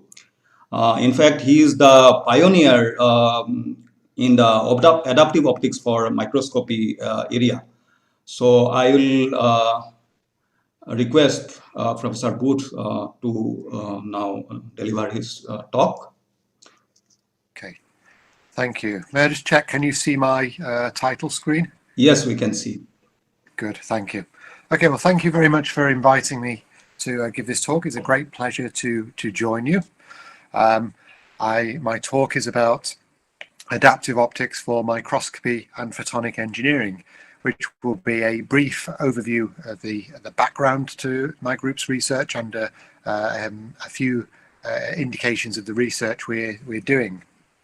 I will cover, first of all, the essential background concept about optical aberrations and also concepts about high resolution microscopy and what we call photonic engineering, which is the use of lasers to engineer new devices for various purposes. That's the area of applications which most of our research is in. Another key part will be our use of adaptive optics for aberration correction, and I will show you how we use that in biomedical applications in biomedical microscopy and also in precision laser fabrication. So the first starting point for this is to remember that light can be thought of either as propagating as rays or propagating as wavefronts. And so I think you can see here, for example, we have wavefronts which are perpendicular to rays in a collimated beam. If, however, we had a focused beam, then we have a situation where the rays would all be propagating through to a focal point, but we could also think of this as converging spherical wavefronts. And if we placed a lens, a positive lens after a collimated beam, of course, it would then create a converging beam. And so this is an essential component of any optical system, particularly microscopes and the laser machining systems we'll be looking at later. The problem we have to deal with is that this is an ideal situation, what we're looking at here. And what actually happens in many practical situations is that you have aberrations in beams. And they can be thought of in two ways. One way is thinking of them in terms of rays and saying, well, rays are no longer traveling in parallel directions in a collimated beam or traveling or focused or meeting at the same focal point in a focused beam. So we can think of that as rays having these properties, or we can think of the wavefronts and say, well, the wavefront would be no longer planar in the collimated case, it would be slightly distorted, or the wavefront will no longer be spherical in the focused case, it would be distorted from that ideal. And so we think of optical aberrations as being these distortions in the wavefronts. And the way we usually describe that is by using the phase of the wavefront to describe it. So if we have this problem, what we're looking at in adaptive optics is measuring this phase distortion and having ways of compensating for it so we can restore the wavefront to its ideal situation, whether planar in the collimated case or spherical in the focused case. Now, the reason why aberrations appear in systems is because you could think of a system here where we've got a collimated beam which has a flat wavefront in it, and that flat wavefront will propagate along the beam. But if it propagates through an optical medium which has variations in optical path length and its optical properties, which could be either variations in thickness or variations in refractive index, then we will have a distorted wavefront, and that wavefront will contain aberrations. And if we're looking at an optical system like a microscope, where we would have an objective lens here, we may have a focused laser beam coming in. The flat wavefront would be converted by the objective lens into a converging spherical wavefront, but this spherical wavefront may then pass through a specimen. It could be some biological tissue, for example, which would then introduce distortions into those wavefronts, which would give us an aberrated focus. And the effects of the aberrated focus would be we would enlarge the focal spot. There would be loss of resolution if it's a microscope. Or also, if we were in a laser machining system here, then the focus determines the precision of the system. And so by aberrating the focus, we would also affect the quality of that system too. So that's the basic principle of the problem which we're trying to solve here, which is a problem of aberrations in microscopes and similar optical systems like laser machining systems. The research, though, which is going on in my own research group, can be summarized as high resolution photonic engineering. It's not just about microscopes, but about using similar optical systems for other purposes. So we have numerous systems where we would take a laser, various intermediate optics, which are clearly being omitted in this simple diagram, but the key part being the laser and a high numerical aperture objective lens. And by high numerical aperture here, we mean approaching 1 if this is in air, or even immersion lenses for other applications in microscopy and machining. And so the focusing angles here in these lenses would be often greater than 70 degrees, half angle, so very tightly focused beams. And in these cases, then of course we have a very tight focus has an extent both in the lateral direction, represented here by delta x, and in the axial direction, so along the optical axis. It has an extent along the optical axis. So we think of this as a 3-dimensional focus. So this 3-dimensional focus gives us 3-dimensional resolution, whether for imaging or for other purposes. And there are various applications of these systems, including microscopy for observing particularly biomedical specimens. We use these for micro and nano fabrication, where we use the lasers to modify materials, and there are other applications where similar systems can be used as well, which would suffer from similar problems of aberrations which we're talking about. So if I just quickly explain to you those areas. Now, one of these areas in overview is laser fabrication with femtosecond lasers. So we use these short pulse femtosecond lasers, so typically around 100 femtoseconds pulse length. That's the key factor here. So you take the energy in the laser and you squeeze it into a very short period of time, and this allows you to effect nonlinear effects in the material, which allows you to modify the materials in a very precise way. And so we would, for example, focus into a material. You would then be able to translate the focal spot around whilst modifying that material using a number of different processes, and then be able to change it and fabricate structures in it. So as an example here at the bottom, this is just a case where we've taken one of these lasers, we've focused it inside the material. In this case, it was glass. And we've translated the focus through the material, and because of this non-linear optical effect, the writing effect of the laser only occurs in the focus. So when we translate the focus through the material, we only modify it in this very confined way. And in this particular case, you can see this was a piece of fused silica in this case, and where we've translated the laser through it, we've modified the material. and increase the refractive index of the material in that localized region. Because we've increased the refractive index of the material, we've actually created a waveguide. We can use this to guide light. In this case, we're looking side on in a phase contrast microscope, but if you coupled light into the end of this, it would guide light along this, much like an optical fiber would. What we've been able to do is by writing it inside a block of glass. And I'll show you some more of those later. So that's just an example of how we can use these lasers and these high numerical aperture systems to create photonic structures. Now, the other area is where we're using these high resolution systems for biomedical microscopy. So we're getting high resolution images using a number of different schemes. So in this case, we're looking at a C. elegans nematode in a harmonic generation microscope where the colors show up different features. We have this is some results from a neuroscience experiment where we were observing neural activity in a fly brain, and the one at the bottom here is actually a super resolution image of using a microscope called a STED microscope, which enables us to see fine structures inside a biological cell. And so we have a whole range of different applications in biomedical microscopy as well. So I've explained to you about the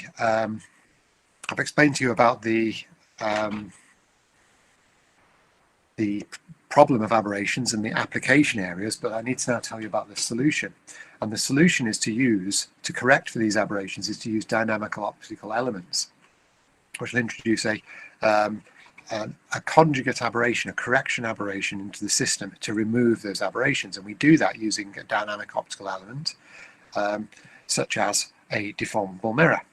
So a deformable mirror is would have a reflective surface whose shape you can change by applying forces using a particular actuator structure.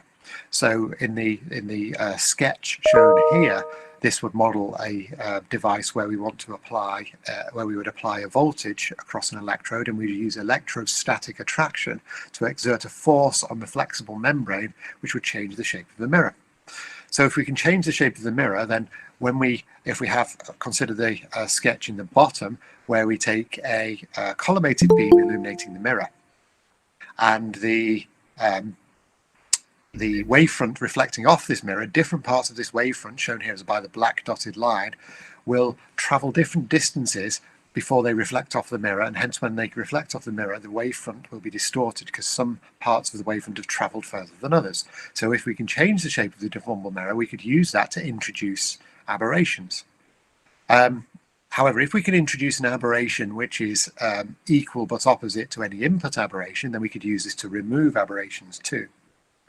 The other device we might use is a liquid crystal spatial light modulator, which works on a different principle. In this case, the optical path length is changed by electrically changing the properties of the liquid crystals so that when light passes through different pixels of this device, the light will pass through different optical path lengths. So whilst this works on a different principle, changing the material properties effectively rather than just changing the path length, the effect of the spatial light modulator is similar. If we take a planar wavefront and reflect it off the device, then we will impart on that wavefront a distortion, an aberration. So we can either use that to introduce these aberrations or indeed to remove the aberrations. So we use one of these devices, or in some cases we use combinations of these devices to correct for aberrations in these optical systems. And what we would do with them is we would place them into the system here, either the deformable mirror or the spatial light modulator. We'd place it into the optical system here. So in this case, imagine this is a laser scanning microscope. The laser would be coming in here. It would pass off the adaptive element. This is shown for convenience in transmission here. These are, of course, reflective devices, but so there'd be extra optics involved. But conceptually, you can see that the beam would pass through the adaptive element. The adaptive element would introduce a modulated wavefront with an aberration in it. But if we choose that aberration correctly so that it compensates for any aberrations introduced by the optical system or the specimen, then we can ensure that when this focus is created, that the aberration we've introduced is cancelled out by the aberration introduced by the specimen, and we have a focus which we can correct and hopefully is diffraction limited. And so this principle applies in all of the microscopes and the laser machining systems I'll be showing you. So across the group, we use these technologies, we combine them together, and this is just a summary of the research which is going in across the research group, where we're not only looking at aberration correction and some various types, advanced types of adaptive optics, but we are also looking at different types of microscopy in places like neuroscience, super resolution microscopy in different applications, and also application on this side where we're using the aberration corrected laser machining systems to process materials, to create various photonic devices, and as you'll see, also working in diamond. So we're taking these core technologies and applying them across various different areas, and I'll show you some examples of these in the rest of the talk. So one large problem in any of these applications is when we have to focus inside materials, and particularly when we focus inside materials, these materials usually have different refractive indices. And it doesn't matter whether these are biological specimens, biological tissue specimens, or whether they are these transparent materials we are using to write the photonic devices. Each one of these we have to focus into through interfaces into other materials, and in this case we have aberrations which increase with depth, with varying numerical aperture and the refractive index mismatch.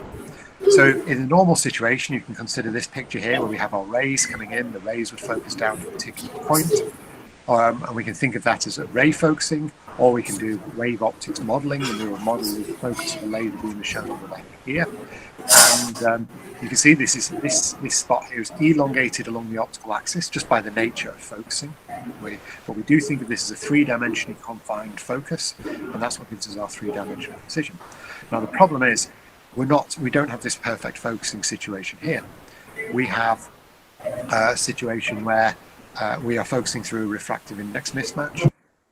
And that means that when the rays reach this surface between the two media of mismatched refractive index, N1 and N2, the rays will refract.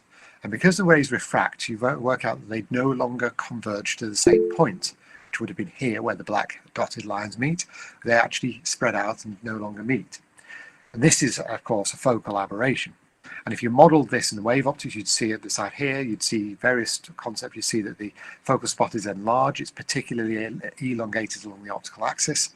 There's a loss of resolution because of that. And there's also a decrease in efficiency. You'll notice that this is dimmer than the original focus. So we've lost the focal intensity. And these effects are compounded to reduce the efficiency and quality of our optical system. Now, this occurs particularly in biological microscopy. It's a much more complex situation than this. We don't only have a refractive index mismatch at the surface, but we have variations in refractive index in the specimens as well. And so we measured this several years ago. We measured this directly. We built an interferometer where we propagated light through a specimen and then measured the phase of the wavefront when it left the microscope objective here. And we were going to focus at different points through the specimen. In this case, this is a C. elegans nematode, and very commonly used in biological research. And we focused at different points and then measured in the pupil what this is. So you see color-coded here the phase of the light. So variations in this color indicate aberrations, and you can see that as we go and focus at different points in the specimen, you can see the significant variations in the color in this plot here, which indicates significant aberrations when we move through the specimen. So you can see here that these are they're significant there. They're much more than a wavelength in size, and they also vary. So if we're going to move to different parts of the specimen to do imaging tasks, we will have to vary the aberration correction. So we clearly need something which is adaptive and not just a fixed aberration. So that's why we moved to the try to implement the ideas of adaptive optics. Now, traditionally, adaptive optics would be built in a system such as this one shown here, where we'd consider a beam coming in, there'd be an input wavefront which is distorted, and that beam would be sensed by a wavefront sensor, which would measure the aberrations, and that information would be used to control a correction element, which would remove the aberrations from that wavefront. And this particular type of concept has been widely used and is widely used now in applications such as astronomy, where they're used to measure the distortions introduced into the light coming from the stars, the distortions introduced by the atmosphere, and then to measure and dynamically correct for those aberrations. And this is relatively standard in a range of ground-based telescopes now. We had to develop new methods for doing this in microscopes. It wasn't perfectly simple to just take this concept as it was in astronomical telescopes and apply it to microscopes. So we had to develop a range of new methods. And what we typically did was, instead of using a wavefront sensor, as shown here, we used an image-based method.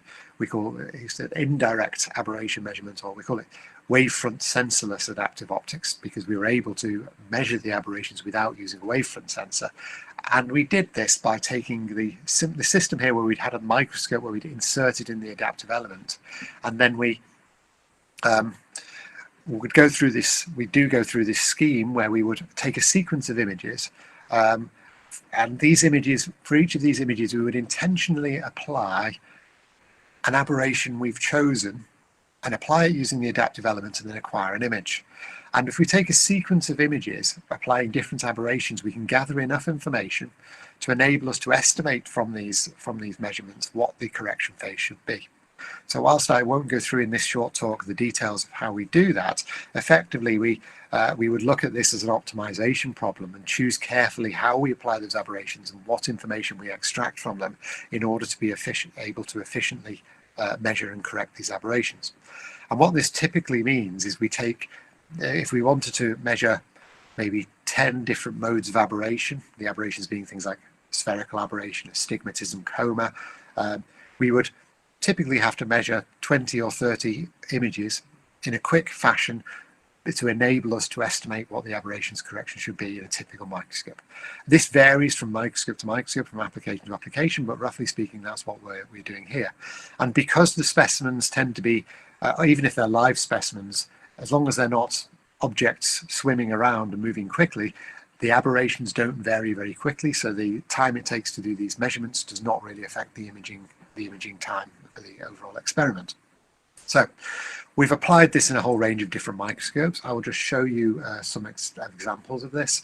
This first one here is some early work we did where we were using a 2-photon fluorescence microscope. So this is a 2-photon fluorescence, uses a short pulsed femtosecond laser to excite fluorescence in a non-linear manner. So it has inherent 3-dimensional resolution. So by scanning the laser beam around in a point-by-point way, collecting light from the specimen, we can construct 3-dimensional images. And what you'll see in this video here is at the top, the uncorrected version, at the bottom, the aberration corrected version after we've run our aberration correction routines. And this is of a fluorescently labeled mouse embryo. And it's a 3D rendering where we're looking at the bottom part of this embryo, which is a ball of cells approximately 100 micrometers deep. And we're focusing through to the bottom of this here. And you can see clearly in the second image that the images are brighter, they're clearer, there are details you can see in there which you couldn't see in the image above them. And so the aberration correction has really brought out the better detail and better quality images. So this is what we might call a conventional resolution microscope. These are very commonly used in biological research. We've applied this in many different microscopes, and I'm just showing 6 here on this particular slide, ranging from confocal fluorescence microscopes, the 2-photon microscope we just saw, other types of nonlinear microscopes like third harmonic microscopes where we've been able to apply this. These at the top row are what you might call conventional resolution microscopes, where the resolution is determined by the size of the focal spot. We've also applied these to super resolution microscopes, and the examples of those are shown on the bottom here, where we've used. So there are various different types of super resolution microscopes nowadays. They all use some combination of optical and photophysical phenomena in order to extract information beyond the diffraction limit of light. So you can get resolutions in these cases down to typically tens of nanometers. And these microscopes are also very sensitive to aberrations, in some way more sensitive to aberrations than the conventional resolution microscopes. And so it's been very important for us to develop these techniques as well for those microscopes there. And just in the interest of time, I won't show you all of them, but I will show you just some examples from the one in the middle, the structured illumination microscope, where in this particular case we've developed special adaptive optic schemes perfectly suited to this particular microscope, and we've applied it here to look at some specimens which are from the neuromuscular junction in Drosophila fruit fly larvae. And this is dual label things. There's two different colored fluorescent labels in this particular example, and you see on the left the images we get from this before aberration correction, and you'll probably notice you can't see much detail because they're very dark. And the reason for that is that the effect of the aberrations in many of these microscopes is to remove the useful information. So you actually get very poor or even no images. In this case, if we turned up the brightness of this image by a factor of 5, which is the one in the middle, you can see there is some image information there, but it's actually very grainy, very low quality. After we've run our aberration correction routines, you get the image on the right. And so these two here, this one is now not being increased in brightness. So this is in effect got the same gain on it, if you like, as the first image. And you can see here now that there's quite considerable differences in these images, where you can see the details. So the boxes are aligned up showing the same particular region, and you can see that in the corrected version it's now much clearer. And if we zoom in, that becomes even more clear, where you can see in this top image here that what looked like very grainy images before now are very clearly represented as fibers. So the aberration correction has made a very big difference in the quality of images we can get out of these microscopes. If we don't do the aberration correction, they fail much more quickly. And in this case, we're not going particularly deep. We're 25 micrometers into a specimen here. And we're looking at pushing these things further, so we can start using super resolution microscopes at hundreds of micrometers. Would be excellent if we could do this. It would extend the use of these microscopes considerably. We can also use the adaptive optics in another way. This is showing how we use it for this is what we've just been looking at, which is using adaptive optics for aberration correction, where the deformable mirror is correcting the aberrations. But we can also use the adaptive optics to focus. We can use it to rapidly move the focal plane up and down in order to be able to refocus the microscope to different depths without moving anything near the specimen. So normally you have to move the specimen or the objective lens in order to do this, and that's difficult because they are relatively large. If we use this using the deformable mirror, then we can do it much more quickly. And so we've been able to use this fast remote focusing concept in combination with aberration correction. And here's an example where we're looking at a fruit fly brain. This is a living fruit fly. We're looking at its brain, and these are fluorescence images. And when you see these flashes in the fluorescence images, this is because the fruit fly is experiencing different odors. And you can see the fluorescence light, the fluorescence emission increases from these fluorescent dyes when these neurons fire. And so you can see here the firing of the neurons when the fly detects those odors. And we can use that to extract various things like maps of how the fly brain is processing this information, which neurons are passing on the information from the different odors. And so the different colors here essentially show which parts of the brain fire for each of the different odors. So this has all been enabled by using the adaptive optics elements. So those are the examples from microscopes. I wanted to also show you examples of how we're using these adaptive optics methods in the laser machining. So as I mentioned earlier, we use these ultra short pulse lasers to modify the properties. In this case, I'm just showing you examples in glass where we, as I showed earlier, we use the nonlinear effects in the focus to modify the properties of the glass to be able to write waveguides. And because here we have to focus between into the glass in order to do this, then the refraction at the surface creates aberrations, and so in order to do this effectively, we need to compensate for these aberrations using adaptive optics. And there's a whole range of interesting things we can do, not just writing simple waveguides like this. We can use these methods, for example, to create Bragg gratings. As you can see in this video on the left, this is a microscope image of a laser-written Bragg grating inside the glass, and you can see the almost like plates in there, which are the within the waveguide of the Bragg gratings, and we can create three-dimensional arrays of waveguides as well. Again, this is a three-dimensional microscope image of those waveguides written in the glass, and so we can create complex structures in there to do this. But in each of these cases, we have the challenge that we have aberrations. And if we want to create three-dimensional waveguide structures, we need to be able to focus at different depths within the glass. And if we focus to different depths, we need to be able to change the aberration correction in order to maintain the precision of the fabrication. And there's a problem here, because if we do focus at different depths, this is an image here of an end-on image of a waveguide. So the light is being guided into the page, or out of the page, if you like, here. And as we go deeper into the material, all the way up to 1 millimeter here, 1.2 millimeters here, you can see that this structure is no longer well confined.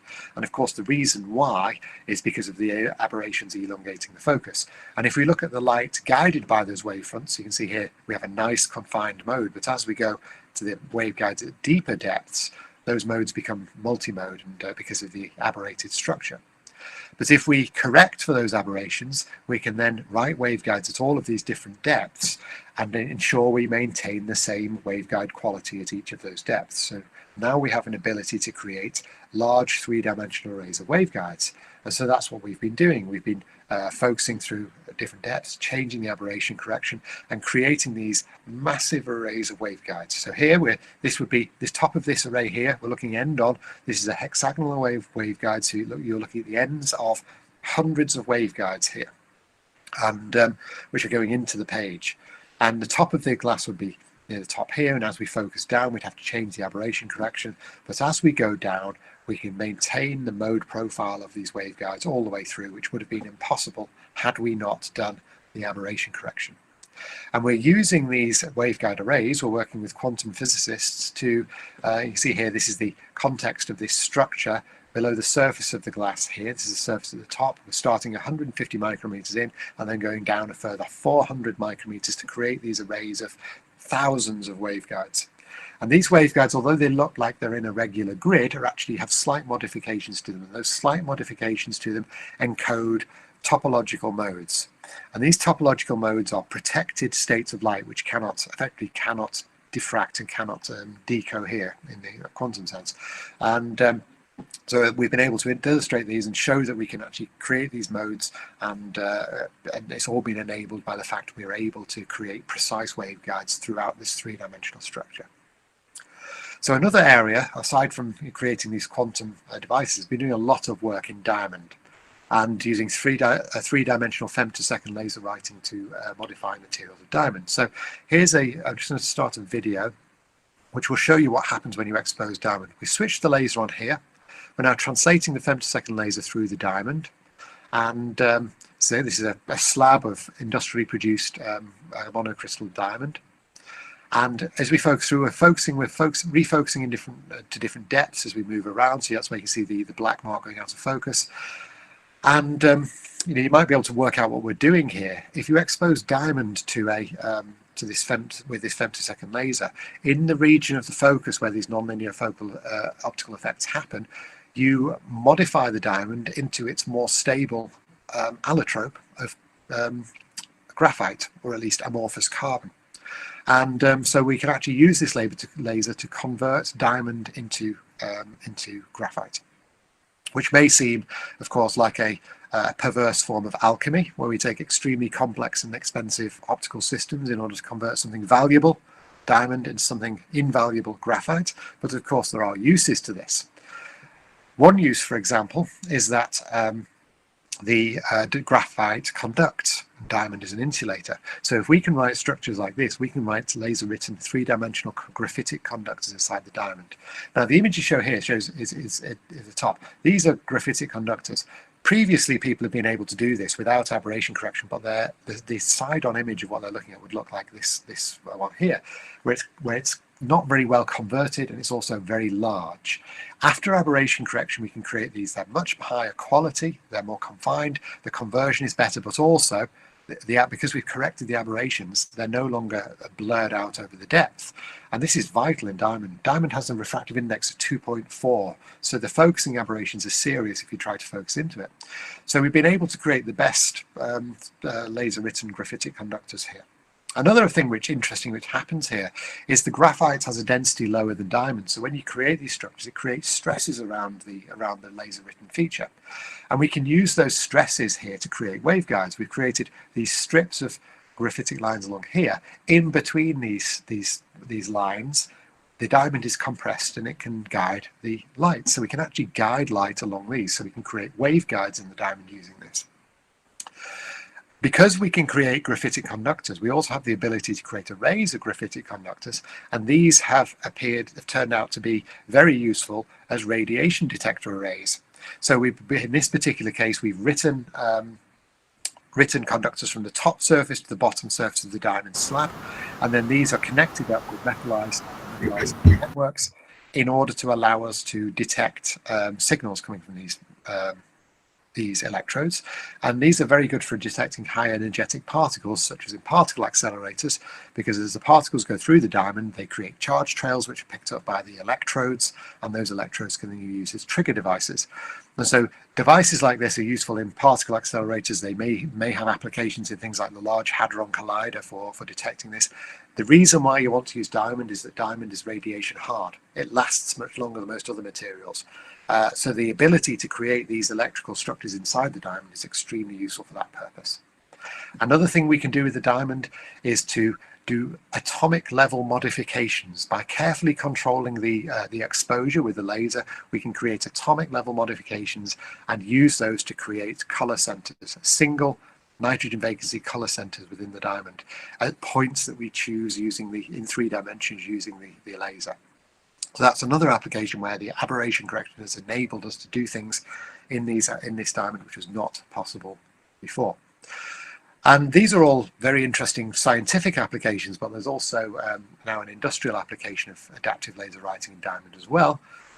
And this is being done through a company called Optics-IITG, which we founded a couple of years ago. And in the video, which will start here, you'll see that, very similar to what you saw on the previous slide, is that we were able to write inside the material to create these structures here. But the difference here is that Optics-IITG is not doing this in industrially produced slabs of diamond for scientific purposes, but this is being done in gemstones. So using the adaptive laser writing technology to write security marks inside diamond gemstones.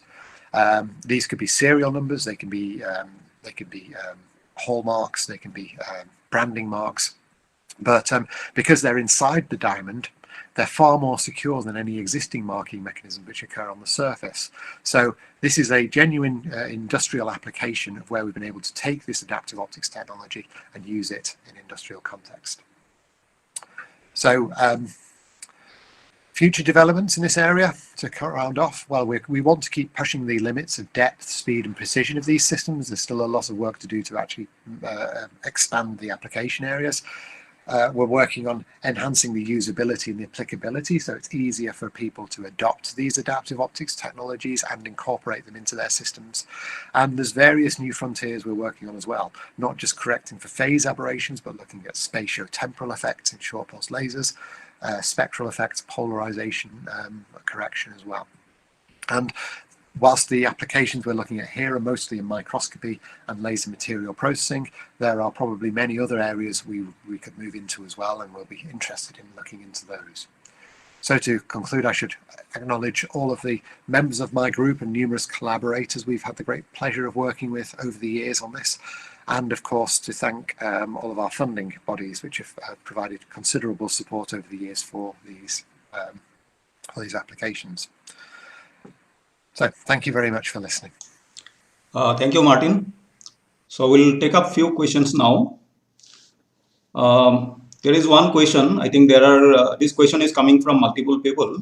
Meta surfaces are used as meta lenses to replace bulky adaptive optics. How do you consider this in terms of the progress in optics? Use of meta surfaces. Yeah, it was very interesting research in meta surfaces. It's very interesting there. So the benefit of meta surfaces is their compactness, that they're very thin. If you have an application where that is important, then they would be a very good way of using it. I think in most of these applications, the compactness is not the biggest concern at the moment. So if that was the case, they'd be useful. For them to be useful in adaptive optics, they would clearly have to be adaptable. And I know there's some work in this area at the moment. If you have truly adaptable meta surfaces, then that would be extremely useful. I think one of the other challenges currently, which may be tackled in the future, is that most of these applications we're talking about here, the lasers we're working with are either in the near infrared or in the visible range, and the meta surfaces which are effective at the moment tend to be working at a much longer wavelength. So that challenge would have to be addressed if they were useful for these particular applications. And one other thing to think about is some of the applications. This applies to some of the adaptive elements we're using at the moment. Is to do with if you're using short pulse lasers or using multiple wavelengths in a microscope, then chromatic effects also come in as well. And so if the meta surfaces are chromatic variation, that may be something which needs to be addressed as well. But in principle, in the long term, it would be very exciting to have adaptive meta surfaces which could be used in a similar way. So there is another question. Could we use adaptive optics in creating aberration-less images in the field of crystal engineering? Sorry, in the field of what? Crystal engineering. Use of adaptive optics for aberration-less images in crystal engineering. So for imaging in crystals? Yes. Yeah. Yes. So we do a lot of work of fabrication in crystals. That's certainly the case. In imaging crystals, one challenge we have to deal with is with birefringence. So when you focus into birefringent media, and many of these crystals are birefringent, then you have to deal with different types of aberrations, including polarization aberrations when you're doing that. We also do some work in liquid crystals as well, where we actually use laser fabrication in liquid crystals. I may have a slide, possibly. No, I don't have the slide here, but we do a laser where we're focusing into liquid crystals, which are of course birefringent, where we're creating polymer structures inside there. And so there's a challenge there of actually being able to ensure you keep a perfect focus where your polarization state is being changed as well as your phase state. So there's a lot of interesting work we could do in that area in the future. Yeah. Here is a question from Murali Krishna. 3D femtosecond laser adaptive writing is possible in writing multi-layered graphene. So is 3D femtosecond laser adaptive writing possible in writing multi-layered graphene, probably for solar photovoltaic substrate? You can use multi-layers. I suppose what configuration multi-layers are in. We have used these methods for working on 2D materials. You can, just for simply things like precision ablation and removal of various areas, it's the precision of the femtosecond method is very good for that. In terms of if the graphene was embedded in something else, which meant you had to focus several microns in, I suppose if you were only focusing 100 nanometers into a material, then the aberrations are going to be absolutely minimal. If you're focusing several micrometers into material, then they start becoming significant. So if the graphene was embedded in something else, then this would be relevant. I suppose there's also the possibility that we probably are creating to some degree graphene inside the diamond when we expose it, but then it will be mixed in with diamond and various other things as well. So not necessarily useful in itself as graphene, but it's probably there. Yeah, there is another very basic question from Srinivasan. He is asking when and how a photon transit from wave nature to particle nature and vice versa, and if there is any experiment for this to observe. I suppose that's related to most of the things we're doing. I've shown you here. Most of them are very much the classical level where you can just treat this as waves and rays. I suppose if you're thinking about the particles, you're basically getting down to the quantum level. Some of these applications are related to that. Some of these imaging methods are effectively measuring individual photons. In terms of the adaptive optics, though, it's exactly the same problem. If we correct the phase for the wave optics model,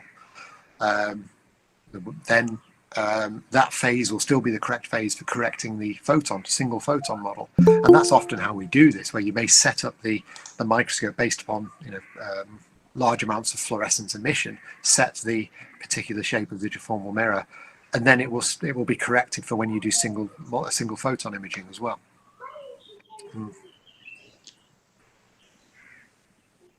There is another question from Sonali Rani. Participant, can you please mute your microphone? Can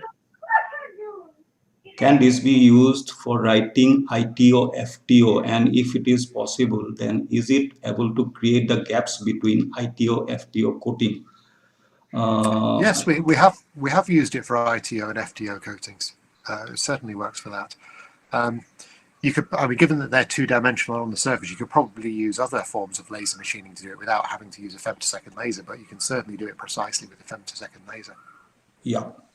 I think we can take up one last question from anybody in Google Meet. So you don't have to type. Please unmute. Yes, Ranjan.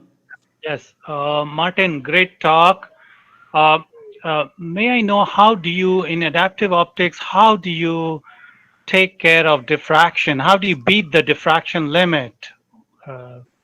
And whether you've considered using super oscillatory lensing concept, because you were also talking towards the end about creating quantum defects and nitrogen vacancy, which means that the spatial dimensions of those defects has to be extremely small, and you would have to beat the diffraction limit.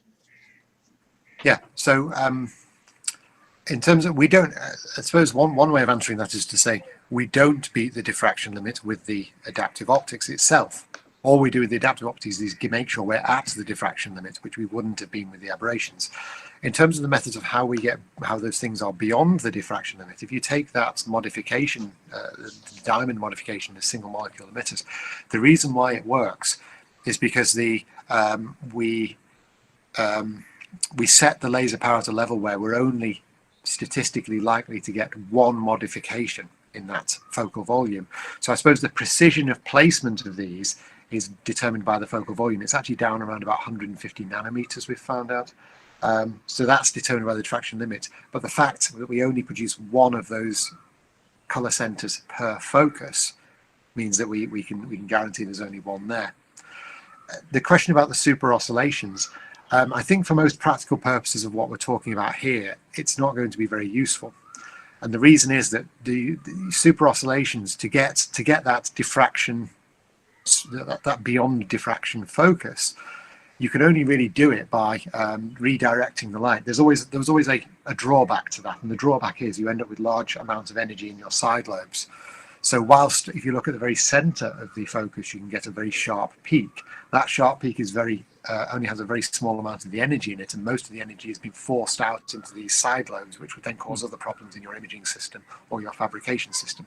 So I don't see there being much direct use for those types of super oscillations in these applications for those practical reasons. Sure. Thank you, Martin. I think although we have more questions, probably the time is running out. So thank you, Martin, for waking up early, probably, and taking the pain. So it was a pleasure for us to hear from you. And hopefully, maybe in future also, we can have this kind of, through online means, we'll be able to hear from you. Thank you very much. It's been a pleasure to be here, and I hope you enjoy the rest of the conference. Thank you. Bye.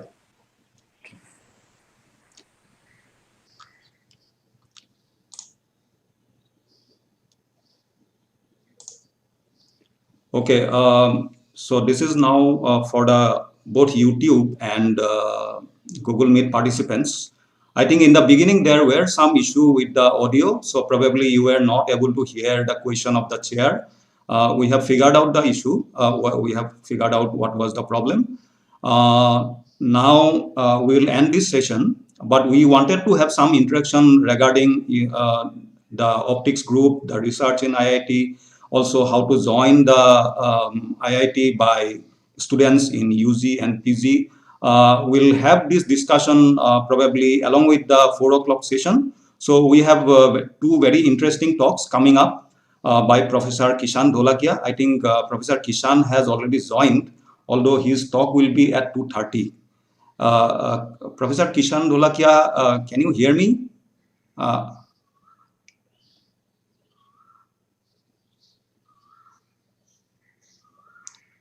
All right. I think Professor Kishan Dholakia's talk is at 2:30. After that, we have the next talk by Brian. And at 4 o'clock, we'll have an interactive session where the participants, both in YouTube and Google Meet, you can ask questions related to optics, its future, also how you want to join the optics group in any of the institute, no matter in IIT Guwahati or anywhere else. So we hope that you all will be participating in it. And we hope that it will be all interesting talk. And thank you for joining. The Google Meet will continue. We will not end the Google Meet. So you don't have to, if you log out, then you can rejoin using the same link. In case there is some issue, then we'll send a fresh link to your same ID that you used for joining. And for YouTube, we'll have another session. The YouTube session will be now closed. After that, there will be another session. So please do join at 2:30. The YouTube session will be starting at 2:15. So we hope that all of you will be joining in a large number and will be participating in all the sessions. Ashwini, you want to say a few words?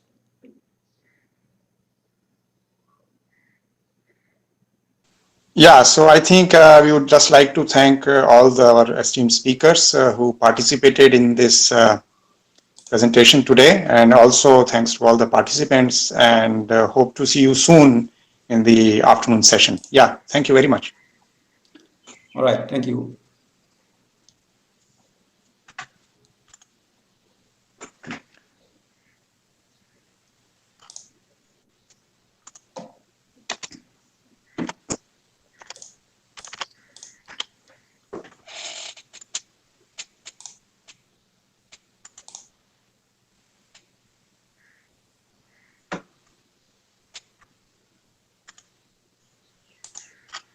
Just a request to all the participants in Google Meet, please do not switch on your microphone or camera while the session is on.